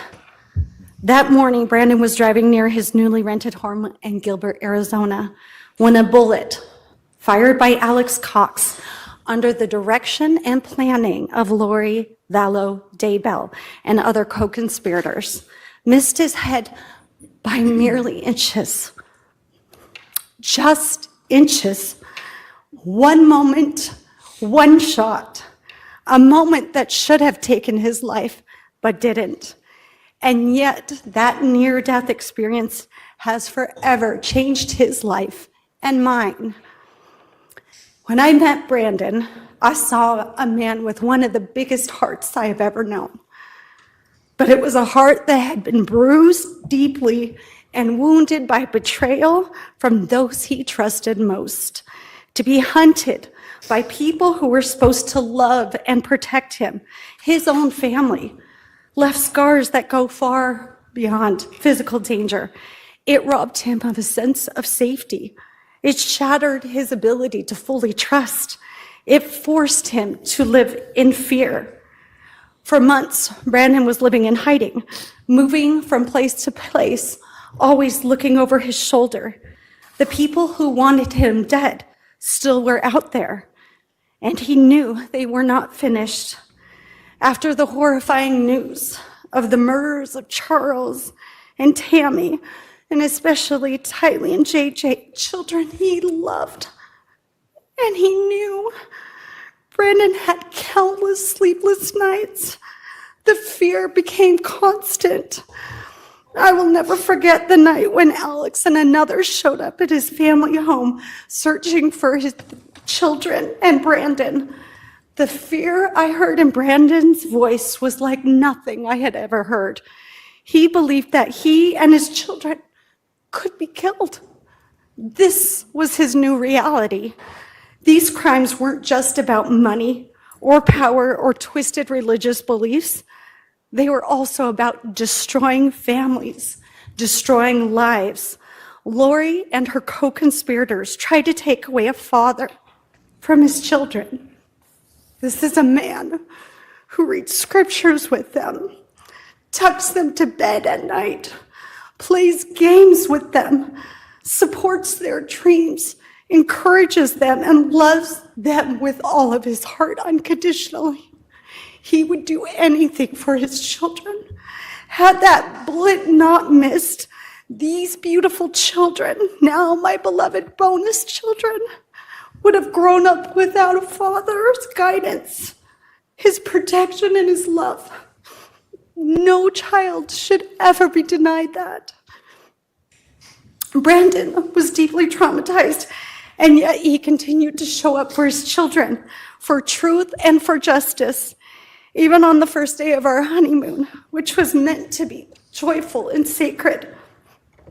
I watched my new husband weep in a car after having to identify the remains of a boy he once loved and tried to protect. That boy was JJ, the cousin of Brandon's former wife, the son of the very woman who tried to orchestrate Brandon's murder.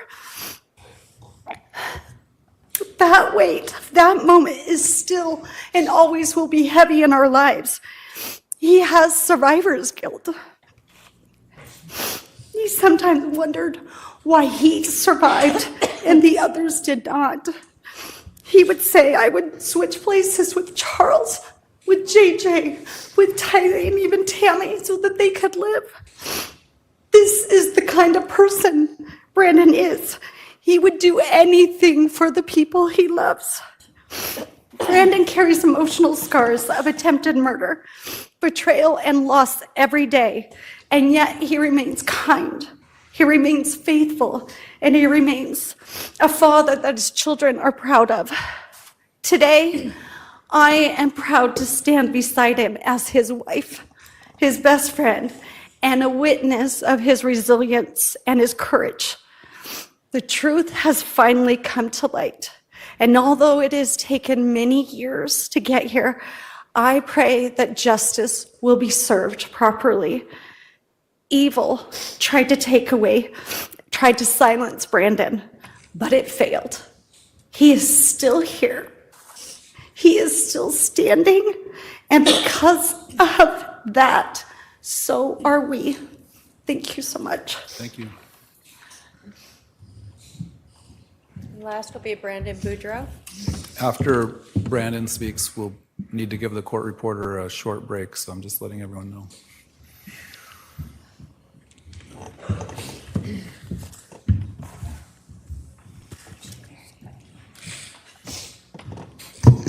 Thank you, Your Honor. I'm going to read my sister wrote a letter. She couldn't be here. I'm going to read her letter, and I'll... That's for Donnell? Yeah, for Donnell. Thank you. Thank you. Hello, my name is Donnell Hackey. I am the oldest sister to Brandon Boudreau. 6 years ago, our world was rocked in ways none of us could have predicted.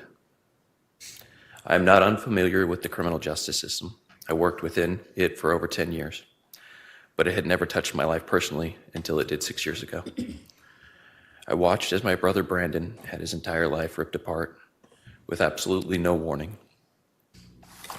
I watched him try to pick up the pieces of a life and family he had built and to try to bandage the broken hearts of his children with oh so many questions, while also navigating his own personal sorrow and heartbreak.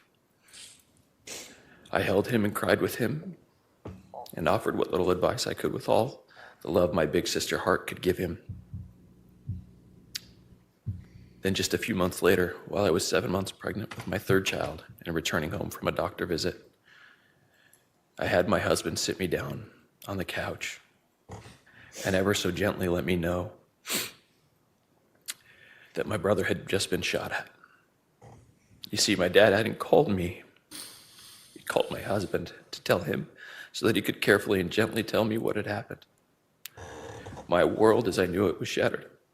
All of a sudden, I was living in a paranoid, anxiety-filled, fear-driven nightmare. As details emerged and my brother gained more information and knowledge, he reached out to see if he could bring his children to hide at our home for a while. There was no hesitation. We took them all in. But those few weeks were filled with terror. We stayed indoors with the blinds shut and the door securely locked. We did our best to entertain 6 children, ours and his, and keep them happy and as unaware of the situation as possible. while also monitoring our streets for any signs of those responsible for this. I no longer felt safe in my home. Leaving meant constantly checking behind and around me, making sure no one was following or watching us. We were on alert 24/7. Our entire family helped shuffle my incredible brother and his kids around, doing our best to ensure that they felt safe and were being loved and taken care of. This went on for months. Once those responsible were caught, we felt some relief. However, more details continued to merge, and my brother's life continued to get thrown for loops. Our family has come out of this closer, stronger, and more unified. We have held our tongues, never having spoken our truths, so as to allow the judicial system to do what it is designed to do, bring some justice to all of the victims. The big sister and me wanted nothing more than to take care of my little brother and his sweet children. I wanted nothing more than to fix everything and make it right. I obviously couldn't do that. I watched as my brother experienced the most horrible things and do so with grace, love, and humbleness that I don't know I would have had. I am grateful for the example he has been to me. I pray that our family can continue to heal and move on and hold strong to each other as we try to close this chapter. So many lives were impacted by such selfish choices. I'm forever grateful that my brother was spared that day. And I know that for me, I will never be able to go back to being blissfully unaware of the horrific choices people can make for the most unimportant and selfish reasons. Thank you for your time, Danielle Hackey.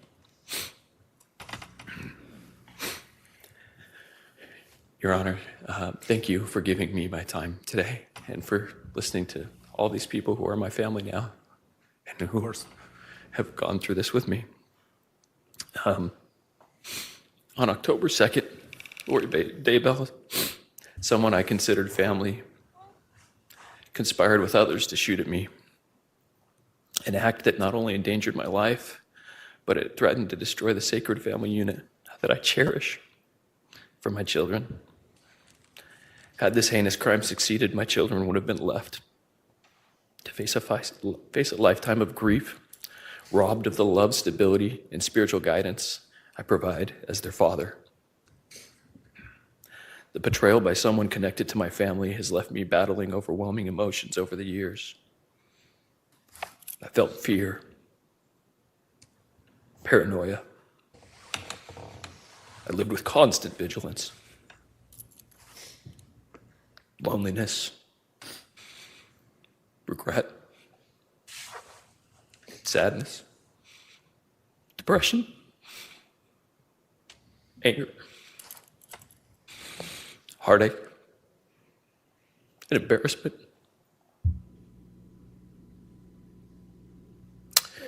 All whilst striving to remain a beacon for my children I didn't want them to see.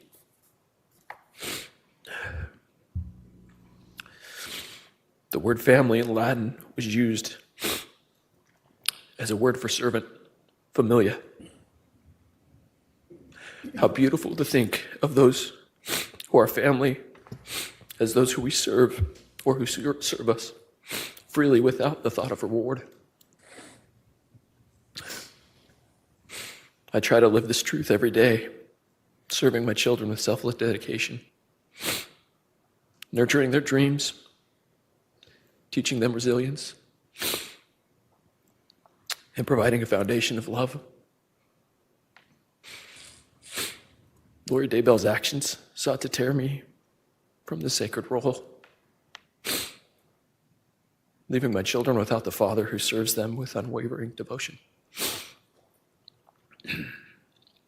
Trust is something that is intangible. It can almost, excuse me. It can almost be measured in interactions with others by the speed and comfort with which we speak. We can see this inside our families. When it's present, it creates beautiful, safe spaces where human beings can grow and feel loved. As a father, I strive to cultivate this trust, fostering a haven where my children feel secure to grow and express themselves. Had I been killed, this trust would have been shattered, leaving my children vulnerable to fear, uncertainty, and struggling to rebuild the safety that they deserve. I believe the family unit is ordained of God, and as such, it can be the most safe and sacred space we have in this life. I was raised in such a unit by parents who created this for me. And my life's greatest desire is that one day my children will look back and say that I created that for them. This divine calling gives me a drive to provide a nurturing and sacred environment for my children, mirroring the love I received.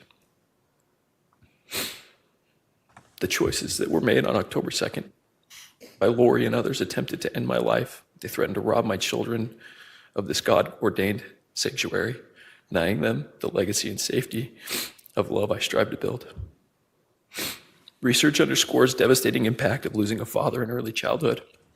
20 to 30% of bereaved children develop clinical depression or anxiety, grappling with abandonment. It can hinder their ability to form healthy relationships. My children would have faced these scars and many more. Their sense of security would have been destroyed. The violent act orchestrated by Lori would have taken this. Additionally, children who lose a parent experience academic setbacks, social withdrawal. Studies show that such children face socioeconomic challenges as adults, threatening the stable future I work tirelessly to provide. Besides my children, I have extended family for whom this conspiracy's toll I will never truly know. There's no measurement system for our grief, for our stress, for their pain and their trauma. They carry a burden that was no responsibility of their own. They're good people, all of them. But they showed up. They understood what family meant. They postponed work. They postponed life. They postponed fun. They even put out their own children and their own spouses.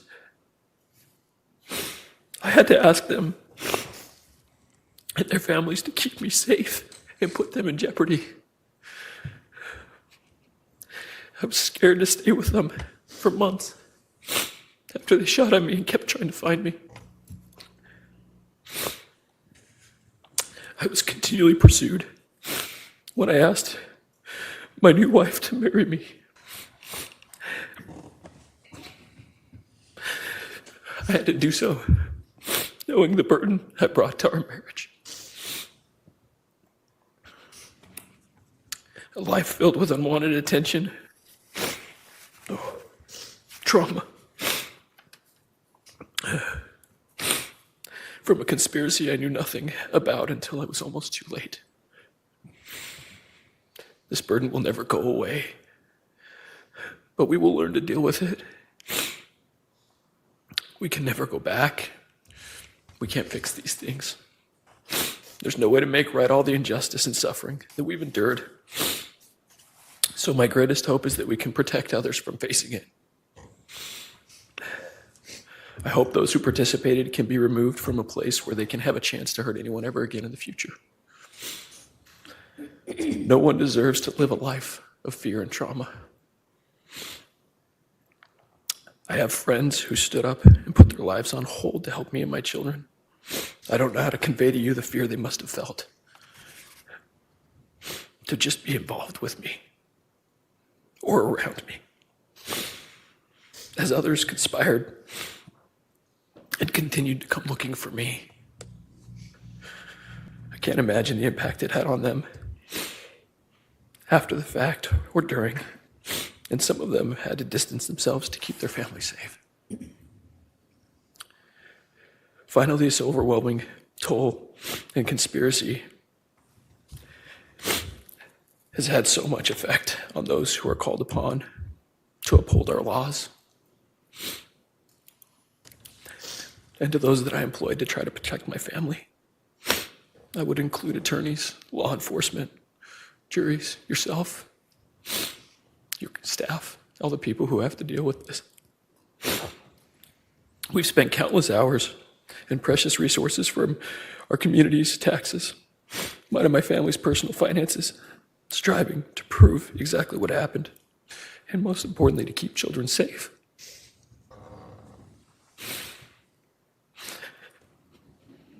All of this could have gone to more productive and beneficial things to help others, but it had to be diverted because of selfishness and self-centered conspirations.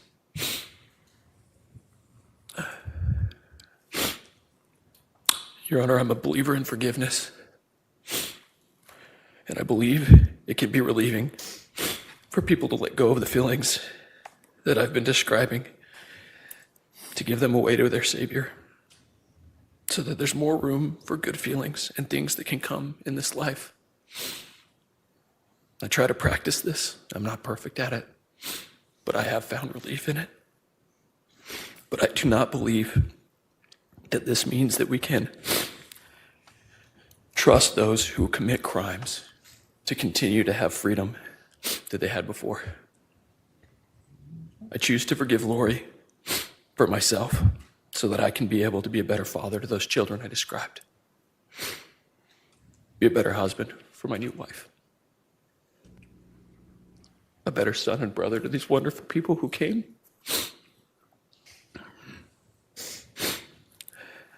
And a better neighbor and friend to those people who were there for me when I needed it most. But I have never seen any remorse or acknowledgement from Lori or any of her conspirators. Only denial, shaming, and accusation. I would never feel safe if she has freedom. I will always fear her for what she would try to do, again, to hurt my family. The trauma of this attack has already shaken my children's sense of safety.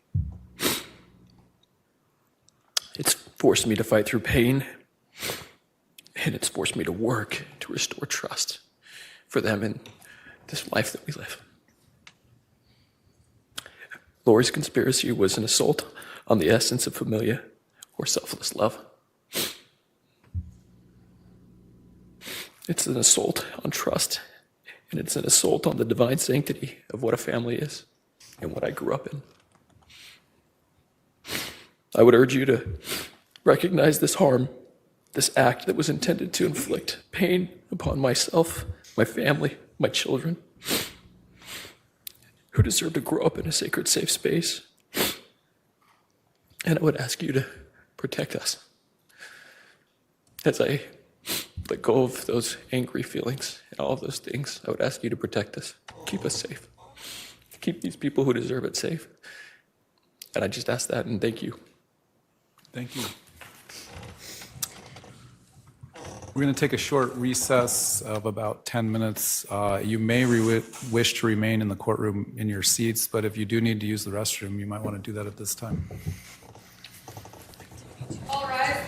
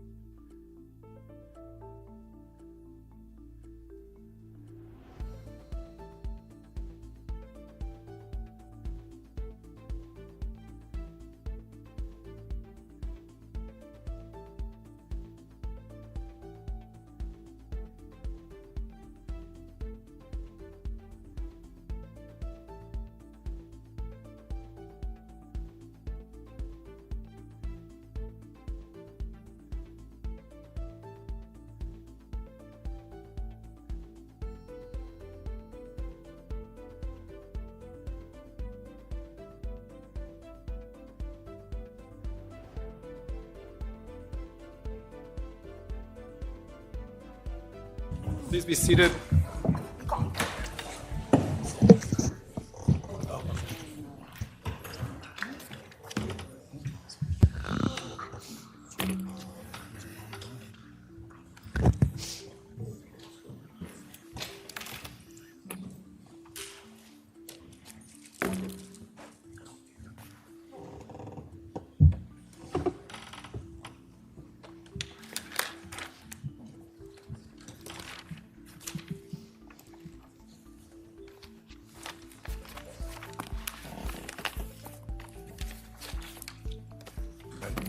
Back on the record in CR 2021-001704, CR 2022-001242. The state can continue with its presentation. Thank you, Your Honor. This time, I would like to address the court.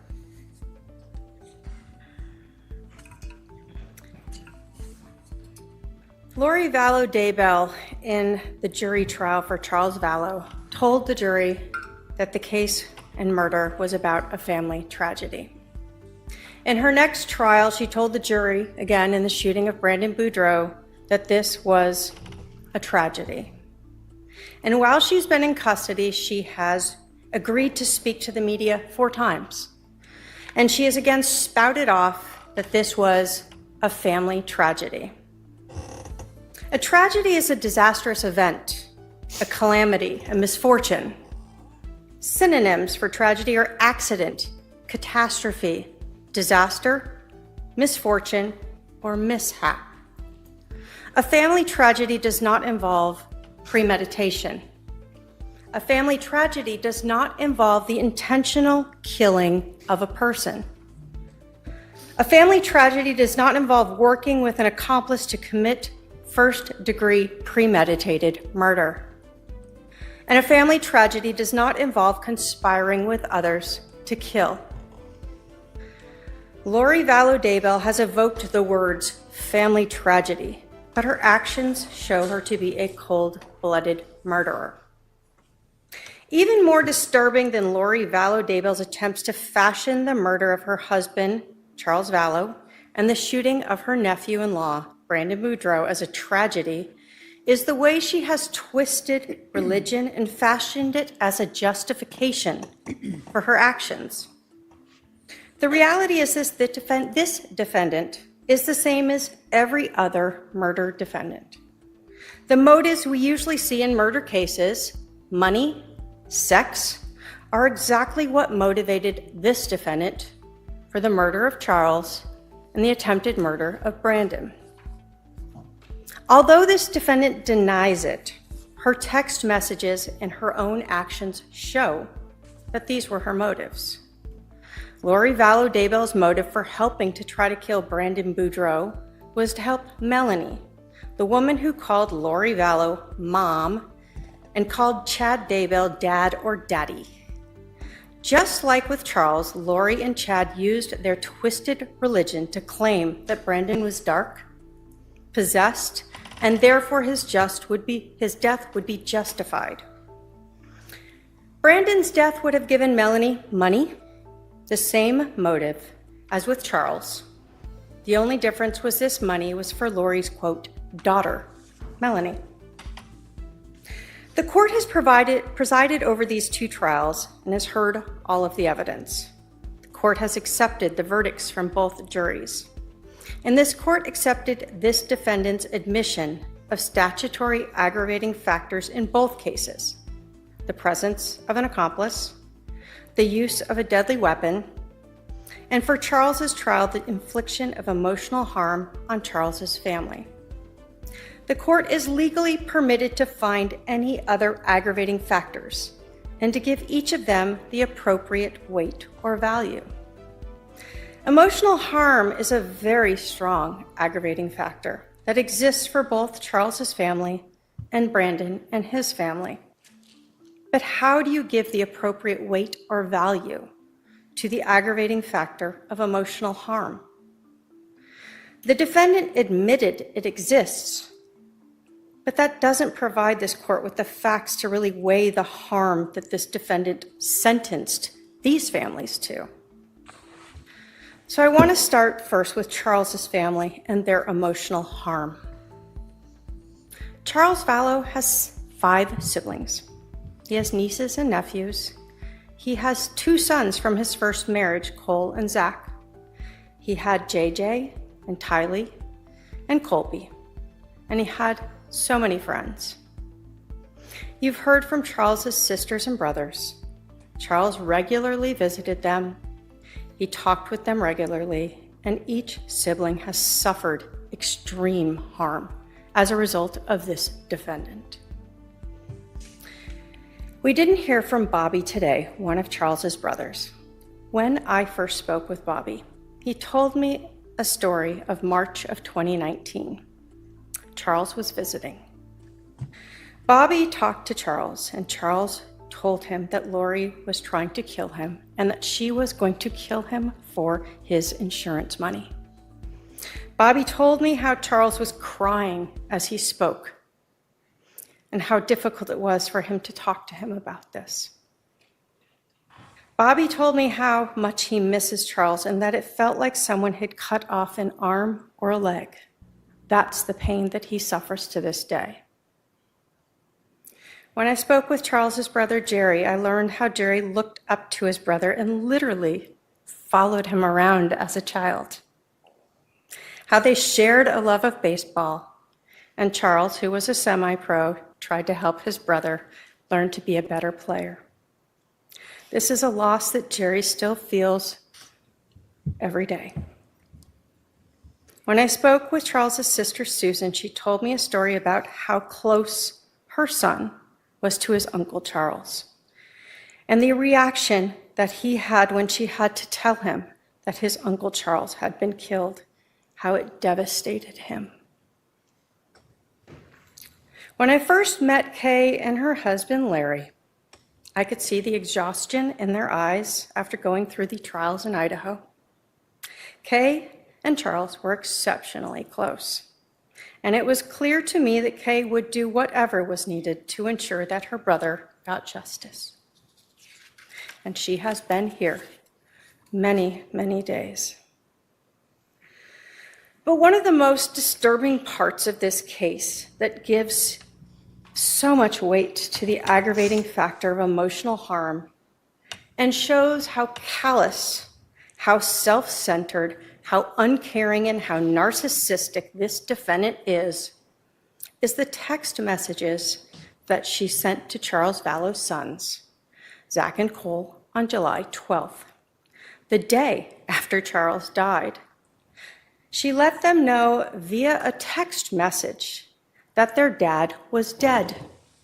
She wrote, quote, "Hi, boys. I have very sad news. Your dad passed away yesterday. I'm working on making arrangements, and I'll keep you informed with what's going on. I'm still not sure how to handle things. Just want you to know that I love you, and so did your dad." One of Charles's sons texted back, "Lori, what happened?" Lori Vallow knew that Alex Cox had shot and killed Charles, but instead of being honest or caring about his sons, she lied and told them, "We are still waiting on the ME report. I'll let you know more when I can." Charles's sons texted again and again, and at one point, one of them indicated, "You can't just tell us Dad died and disappear." On July 15th, one of Charles's sons texted Lori and said, quote, "Okay, Lori, it's been 3 days. You let us know our father passed away over a text message. 3 days and we haven't heard from anyone. The only information we have is the one text from you saying he passed away. You disappeared after that. We need any information you have. What happened? When did it happen? How did it happen? Where is he now? Are there any funeral plans? We talked to him all the time, and now he's gone. He was our dad, and we loved him very much. We deserve answers." Lori Vallow Daybell never answered their questions about what happened to their dad. Instead, she lied to them and said she was planning to cremate Charles and take all of them to Hawaii to spread his ashes. Instead, this defendant FedExed Charles's ashes to Louisiana and took Chad Daybell to Hawaii. This court has heard from just a handful of the people who loved and cherished Charles. There are more in the courtroom and many more who could not be here. Each one of them will never be complete again. This defendant damaged every one of Charles's family members and friends when she helped orchestrate his murder. This court is in possession of lifetime injunctions for Susan Vallow, Jerry Vallow, and Kay Woodcock. The state asks that you sign those and serve them on the defendant. The state also provided to the defendant hard copies of the restitution requested by Kay Woodcock for travel, food, and housing, all the things she had to do to be here in this court. The total amount of restitution for Kay is $8,949.52. The state asks that you order that restitution. The court also heard from Brandon Boudreau and his family. Brandon survived his attack, but he suffered for months, fearing he would be killed.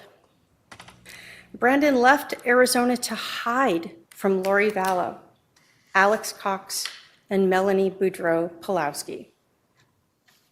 Brandon is the person who tied this case to Charles's murder, and he alerted the police when he saw that Chad Daybell's wife had died, and he knew all of these things were connected. Imagine living in absolute fear that you could be shot and killed at any given time by people who were your family. Knowing a bullet had hit your car just a couple inches above your head. This is the emotional harm that this defendant thrust upon Brandon and his family. The court is in possession of lifetime injunctions for Brandon Boudreau, and the state asks that you sign it and have it served upon the defendant. Brandon asks to keep restitution open. You will be requesting that later. As I said earlier, the court has to weigh all of the aggravating factors that have been stipulated to by this defendant, all of the aggravating factors laid out in the state's sentencing memorandum, and the aggravating factors expressed to this court by the next of kin and victims against any alleged mitigating factors this defendant might present. There is no doubt that the aggravating factors substantially outweigh any alleged mitigation.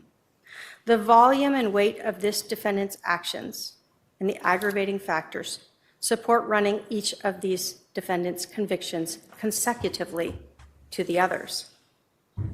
Because of all of the aggravation, this defendant's actions, the state requests that this court run Brandon Boudreau's case consecutively to Charles Vallow's case, and that these two conspiracy to commit first-degree murder convictions from Arizona be run consecutively to the sentences in the defendant's Idaho murder case, CR 22-21-1624. Thank you. All right. Would the defendant like to address the court or present any witnesses? Yes, Your Honor. Can I remain sitting? Go ahead.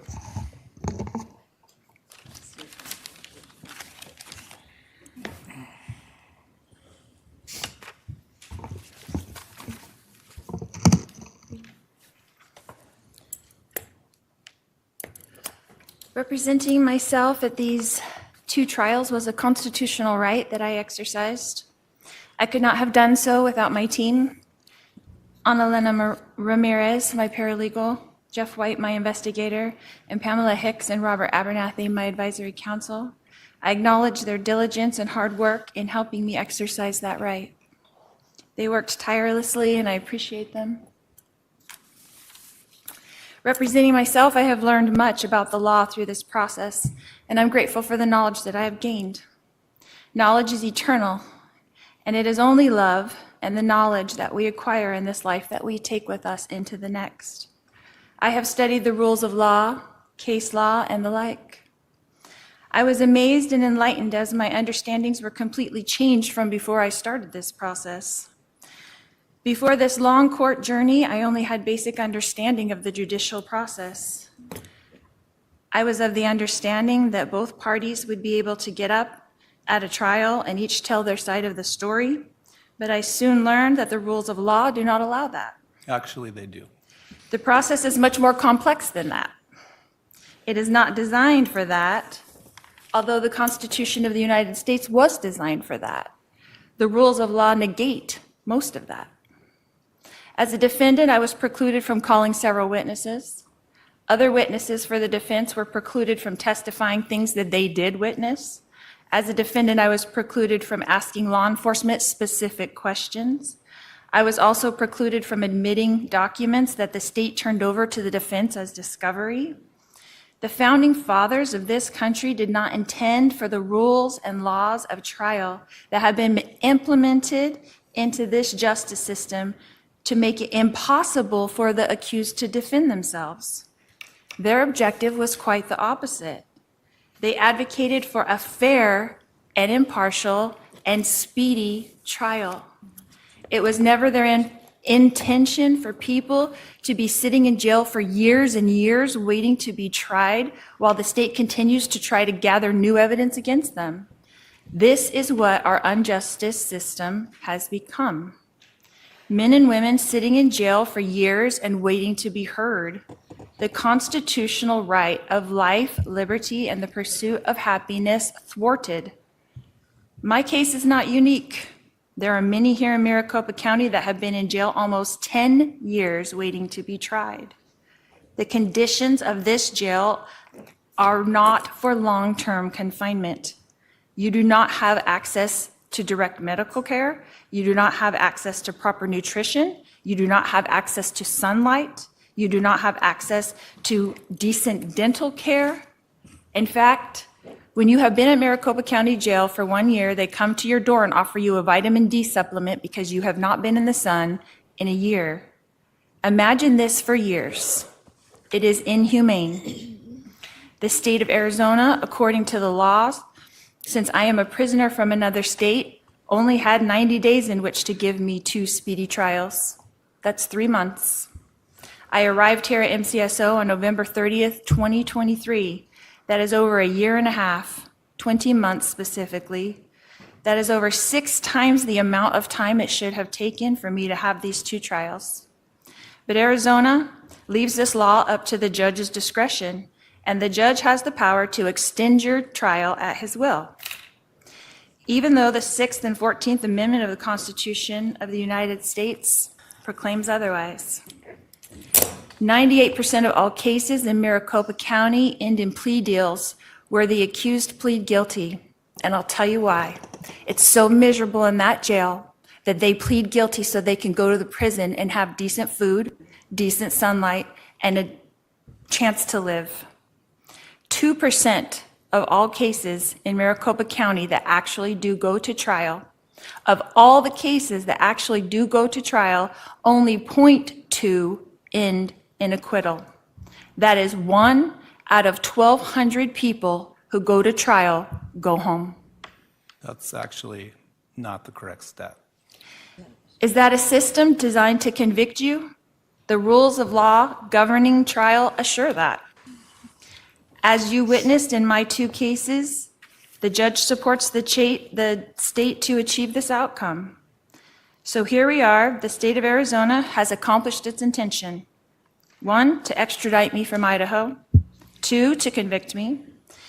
And 3, to add to my ledger of lifetimes. The state used countless taxpayers' money to transport me, house me, millions of dollars to wrongly convict me on 2 charges that they made sure judicially that I could not defend myself against. I know Political aspirations, raises, and job promotions were at stake. So congratulations. I was convicted in the media long before I went to trial. We all know that there was no way for me to come to Arizona and get a fair, impartial, or speedy trial. And now that fact has been proven. The state of Arizona brought me here when I was already serving 5 life sentences. Now I will serve 7 life sentences. Will that be enough?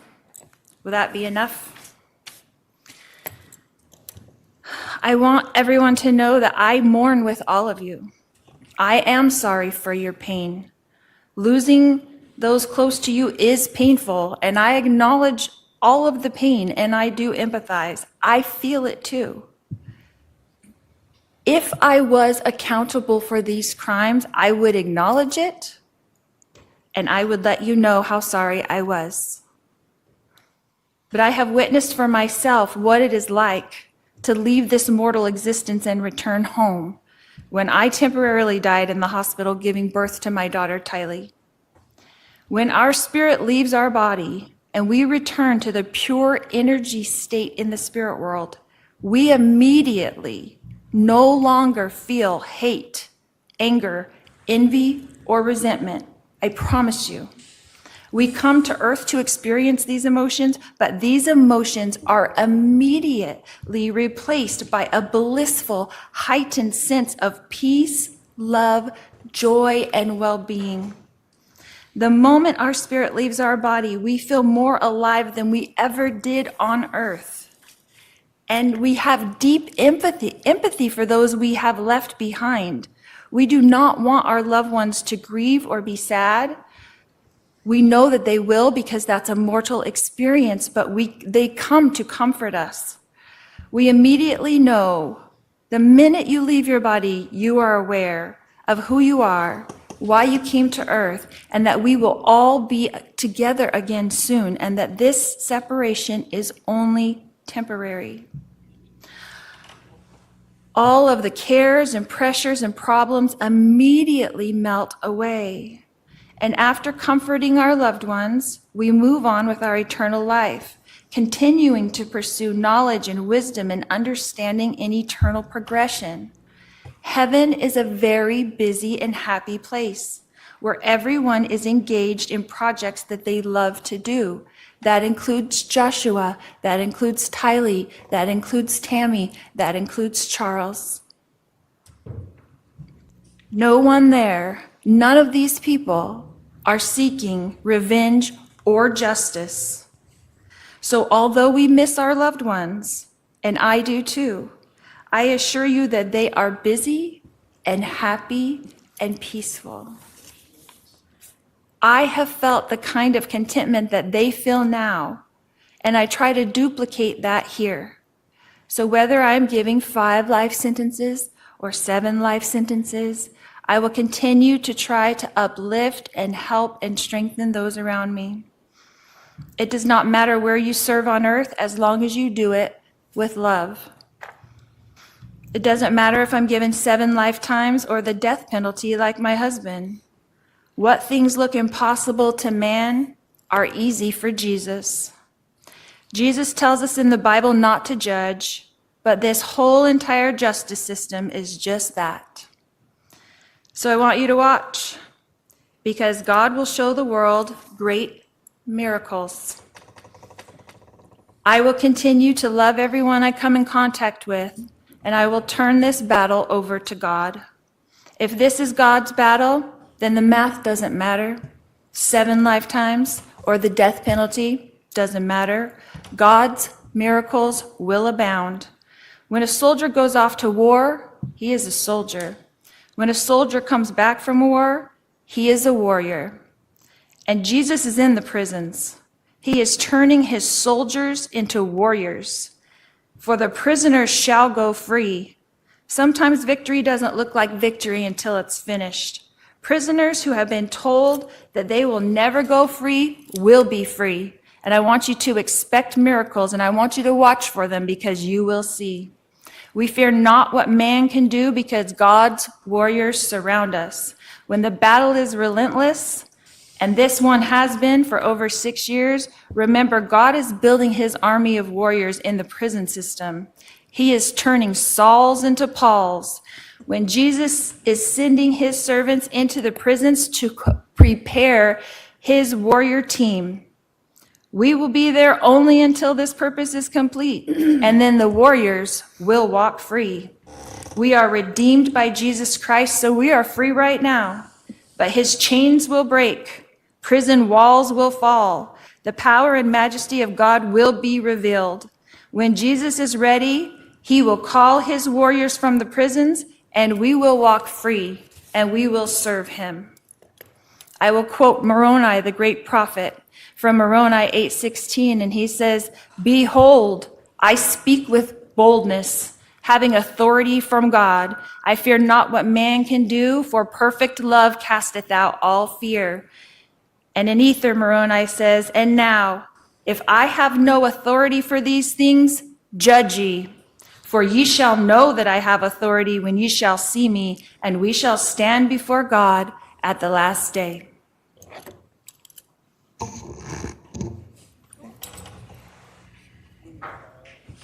Do you have anything else? No.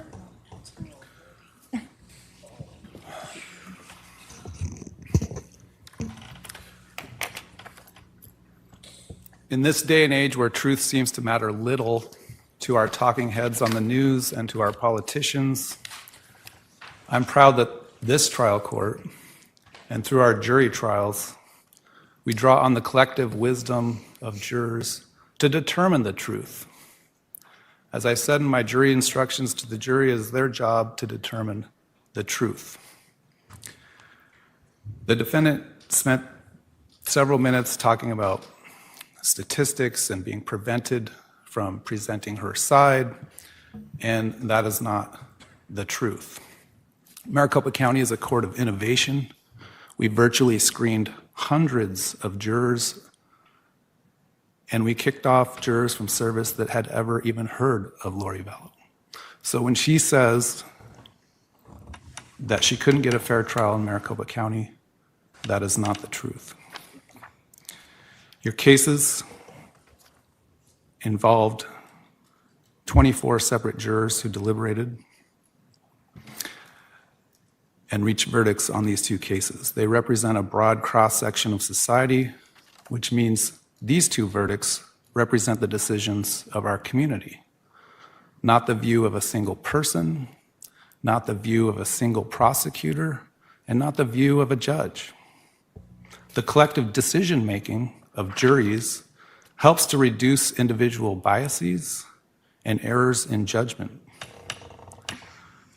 12 jurors in the first case unanimously agreed that proof beyond a reasonable doubt established you conspired to kill Charles Vallow. And 12 separate jurors in the second case, again with no prior knowledge of you whatsoever, no knowledge of your notoriety, unanimously agreed you conspired to have Brandon Boudreau killed. Many people have asked why the state bothered to extradite you and bring you to Arizona, given the sentences that you received in Idaho. Trials are not just about seeking accountability or punishment from those who have committed crimes, but to give the victims of crimes justice and acknowledgement of the impact of being a victim. Justice demands not only recognition of the pain inflicted, but a firm response that upholds the dignity of every victim harmed by the actions of someone who has shown blatant disregard for humanity. You've left a wake of destruction stretching from Louisiana, across Texas, Arizona, up to Idaho and back again. Anytime a person victimizes a single individual, the ripple effects of their actions extend far beyond the immediate harm. And you have not victimized just a single victim, but many. You've shattered lives, you've undermined trust, you've sowed fear in the hearts of many. I can't imagine what Brandon and his family went through for those months, hiding, Charles's family wondering who's next, is someone coming for them? Jenny said a lot of the things I was already going to say to you, Brandon. I'll just touch on a couple of them. I had wondered during the trial whether you suffer from survivor's guilt, and she confirmed that for me today. I also remember looking at you in the back of the courtroom trial, and just, you have this look about you of a wounded individual. I hope you can heal someday. To Charles's family, I just wanted to share with you that I'm sorry for your loss. Charles seemed like a great all-around guy. One of the exhibits that was put up during the first trial, I noticed something. He and I share the same birthday. So I'll remember him on my birthday.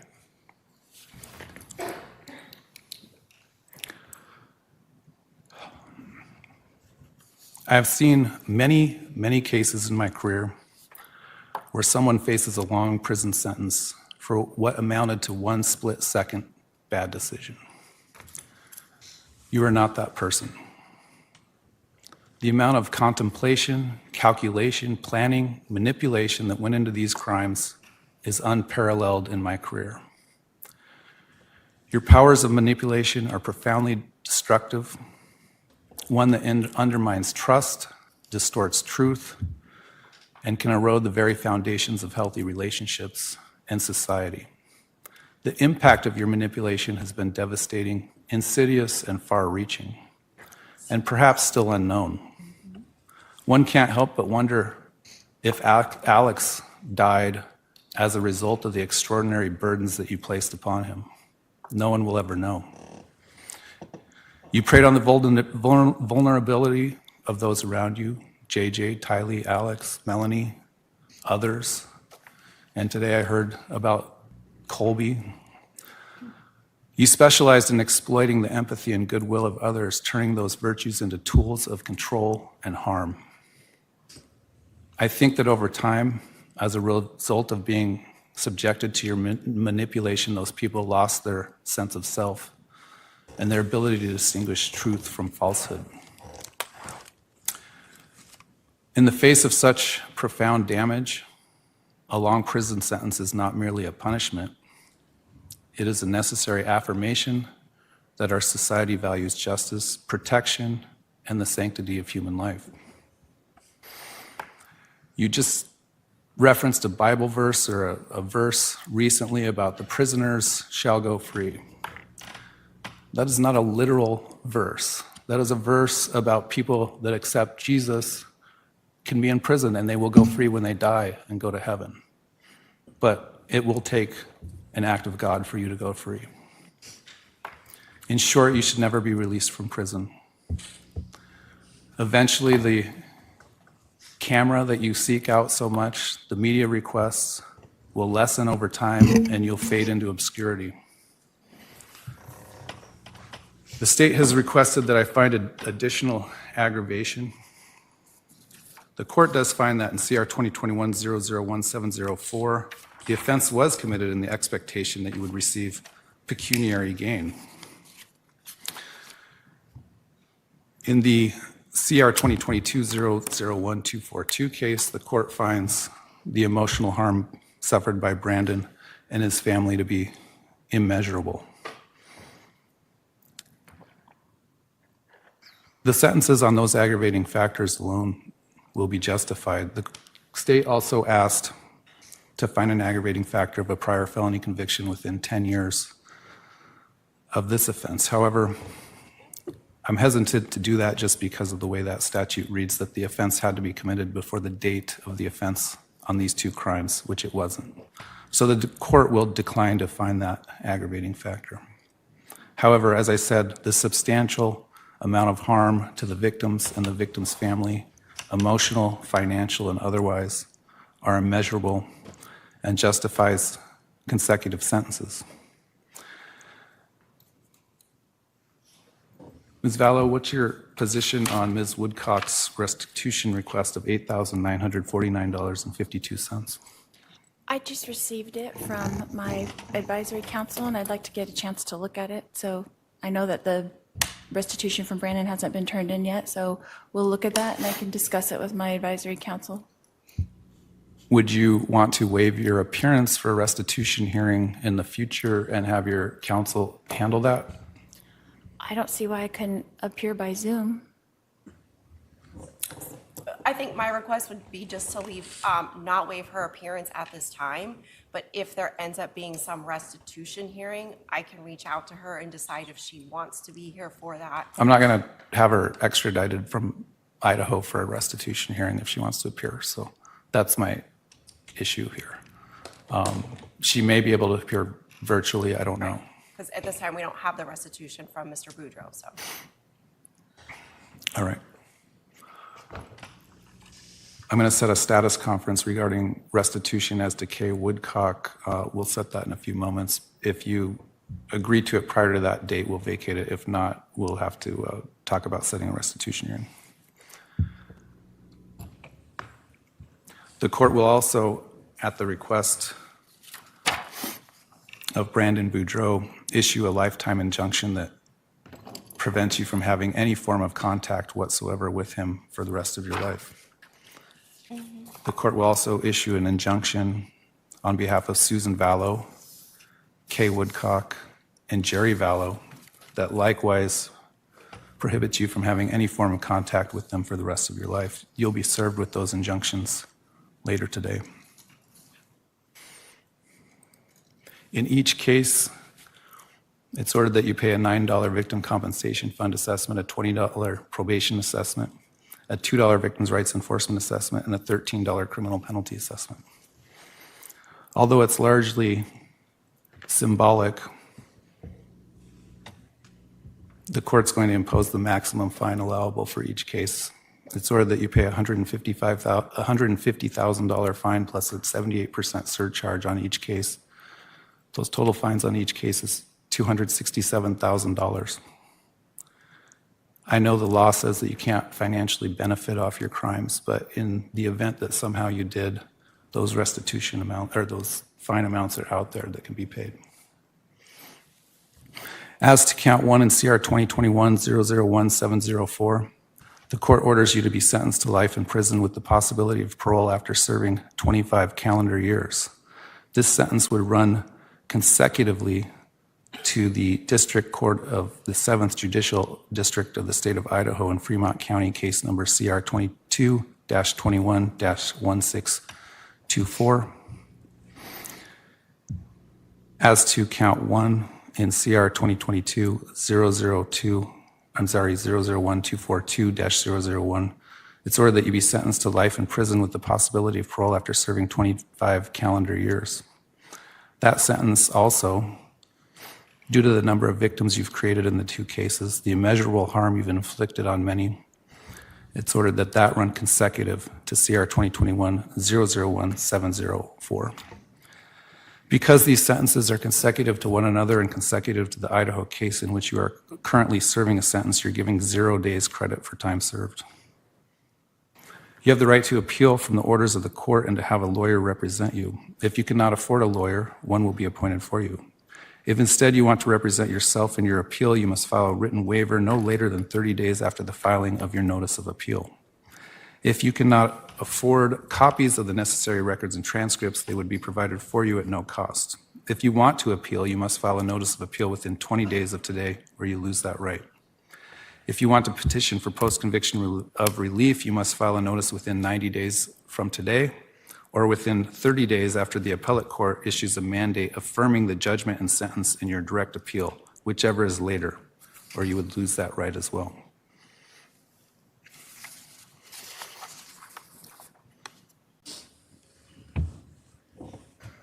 It's ordered remanding you to the Custody Department of Corrections effective today to carry out those sentences. We're at recess.